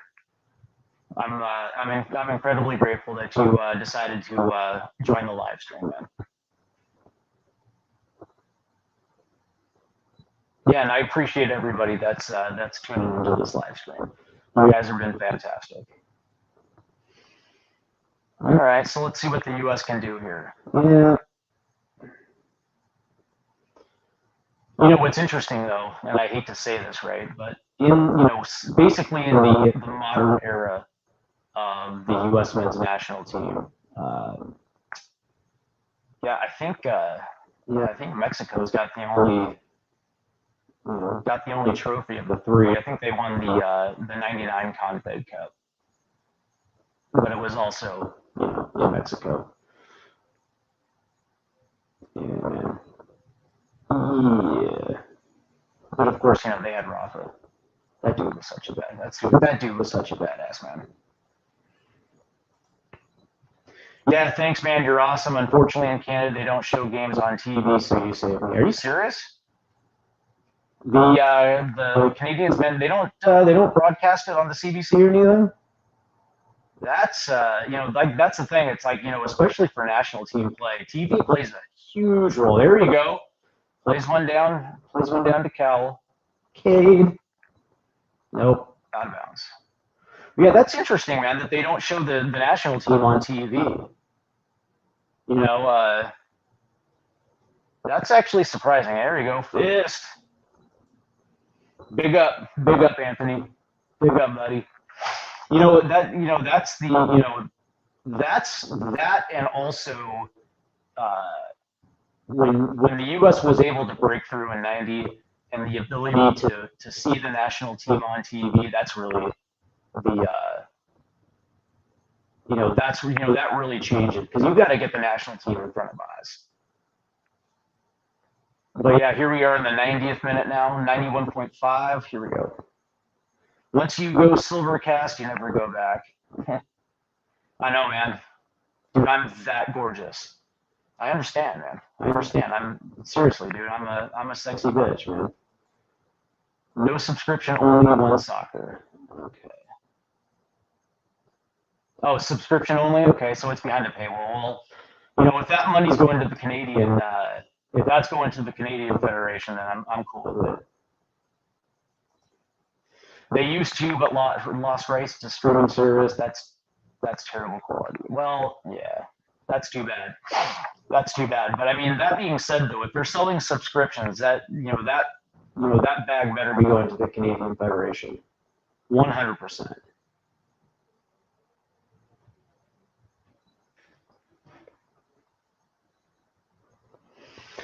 So, we're in the 93rd minutes. The U.S. has 3 minutes, and and right now, I don't know, man. Do you guys see an equalizer? Seriously, be honest. Correct. You are correct. I mean, seriously, right? Do you guys see an equalizer?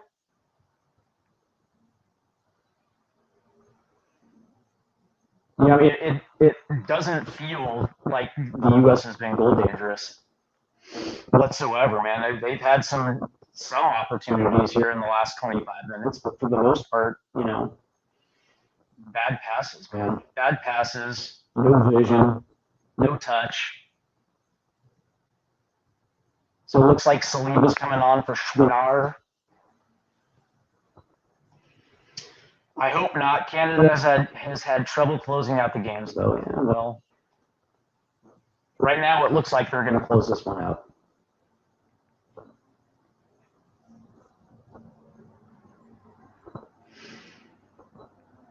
I'm honestly so proud of how far our Canadian program has come. They look incredible under Marsch, exciting stuff. Yeah, listen, and I said it early that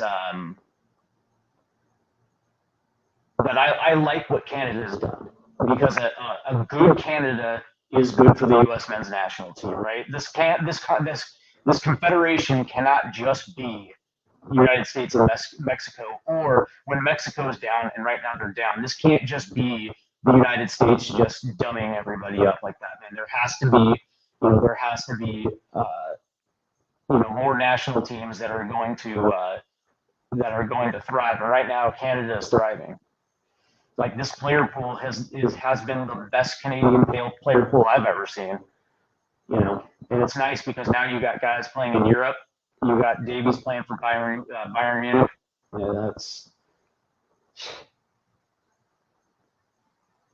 Yeah, man, that's what you need. And that was another bad attempt at trying to get the ball in front of the net. Turnover. What he said, I've watched since 2001, and it's so much better. I cried when they qualified. Yeah, as you should, man. As you should, man. Be proud. There's a good soccer culture in Canada. I remember I was in Nashville in September 2021 with my boy McCooey and my brother, and Canada looked good. I was happy. We used to lose to islands that had lower population of small seas in Canada. Yeah. I'm actually hoping that Jamaica has a good qualifying as well too. You know what I mean? Yeah. I want to see. That's the thing. It's like I want CONCACAF to eventually be like Common Bowl, where it's like a 5-team conference where on any given night you're going to get beat. So Canada pushes it up. I think that just might be it.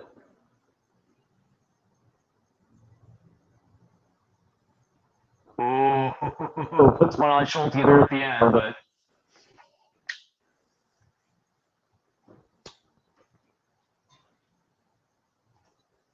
Jamaica has better players that aren't playing for the national team yet. Well, that's it. So, yeah. Canada, man.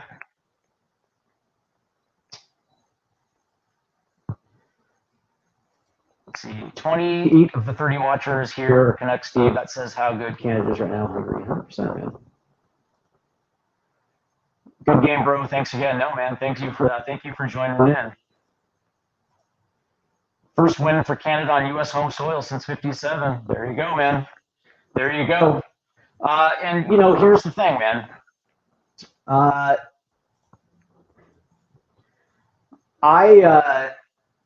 gotta say that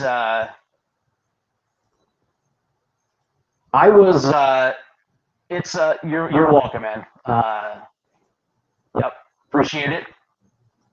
Nope. I thank you for tuning in, man. It was great. Listen, you know, credit Canada. They played well today, right? From the beginning, man. It was literally Canada being able to do what they want. They were taking away the passing lanes of the U.S. They were pressuring the United States, and they were far more goal hungry. They obviously wanted this game far much more, and the effort spoke for itself.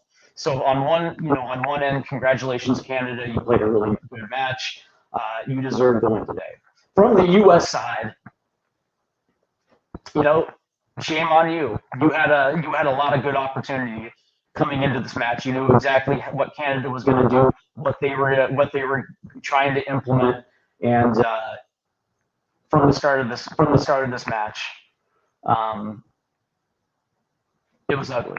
Your performance today was ugly, and I understand. We got New Zealand next, and I'm sure that's going to be a U.S. win. I would, I don't like to, just insinuate that like New Zealand's terrible, but the U.S. should beat New Zealand, and this shouldn't be a contest. But this was a golden opportunity for the U.S. to right the wrongs of Copa America. And here's the thing: I understand Pochettino isn't official yet, but you would have to assume that Pochettino is watching, man, taking notes. And this was also an opportunity to get into the good graces of the guy who's eventually going to be taken over. And they look terrible playing out of the back. They look terrible moving forward. There just was not an answer. They did not have an answer. I actually thought Mikey Barra should have switched it up right at half, instead of rolling with the same lineup moving forward after the half. And then, of course, some of the substitutions. Yeah, I understand that De La Torre got the goal. Okay, great, but still, though, from the beginning, Canada looked a lot better. They looked prepared. They looked ready. And the U.S. should steal from Canada's game plan and press more. Those last 20 minutes look a little bit better. A little bit better. A little bit. Not great. Not great. But yeah, that was the idea, right? U.S. was trying to sit back, control possession, and then play balls forward, and then eventually try to get the ball into dangerous areas. But the problem was, Balogun struggled to get into those dangerous. They had absolutely no decent looks from the center part of the pitch. As a matter of fact, every single time they tried to move to the center of the pitch, that ball got swiped.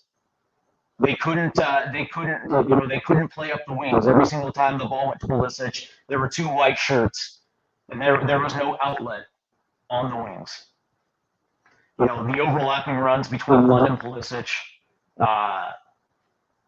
just wasn't there. And on the right side, it wasn't even better. It wasn't much better. Thanks for streaming this. Canada-USA rivalry is always good. Hockey, now soccer. Yeah, I'm glad, man. I'm glad that we were able to share the screen with my Canadian friends to the north. Absolutely, man. I'm glad you stepped along. I would think now, as we're transitioning now. Oh, really? Okay, you have the worst mic. Yeah, you know what's funny? I'm in a room that has a little bit of an echo. And you're not the first person to say that. Thank you for pointing that out. And that's the thing. It's like, how do you try to muffle an echo unless you get an echo canceling mic, which is the next thing. Thank you for pointing it out, though. But I'll just say this, as you're transitioning to New Zealand, everything has to get better. There has to be a state of accountability, because you can't just be like, well, it's a friendly. No, fuck all that. Fuck all that noise. Like, there has to be a sense of accountability here, because as you've seen, you're just going to get dummied by Canada. So, on to New Zealand next. And, we'll see how that plays out. As for Canada, they play Mexico. That's going to be a fun one, man. That's going to be a fun one. I don't know if I'm going to stream Canada-Mexico. I'll think about it. But I will be back with more streams. I might even I was gonna do Seattle Columbus, but I'll probably pick an MLS matchup to do on the stream. So keep an eye out on the channel, like and subscribe. And yeah, man, we'll hope to see you guys back. All right, that's gonna do it for me. Thank you all for tuning in, and again, make sure to like and subscribe. And hold on real quick. You should stream Canada v Mexico for your new homies. Yeah, I'll tell you what, man. I like having Canadian homies. Yep, have a good one. Yep, you have a good one too, man. I want to thank everybody for stopping by. Again, hit the like and subscribe button, and share this on social media. And it's unfortunate that US played like dog shit, but that's where we're at right now. I will be returning with an analysis with player ratings.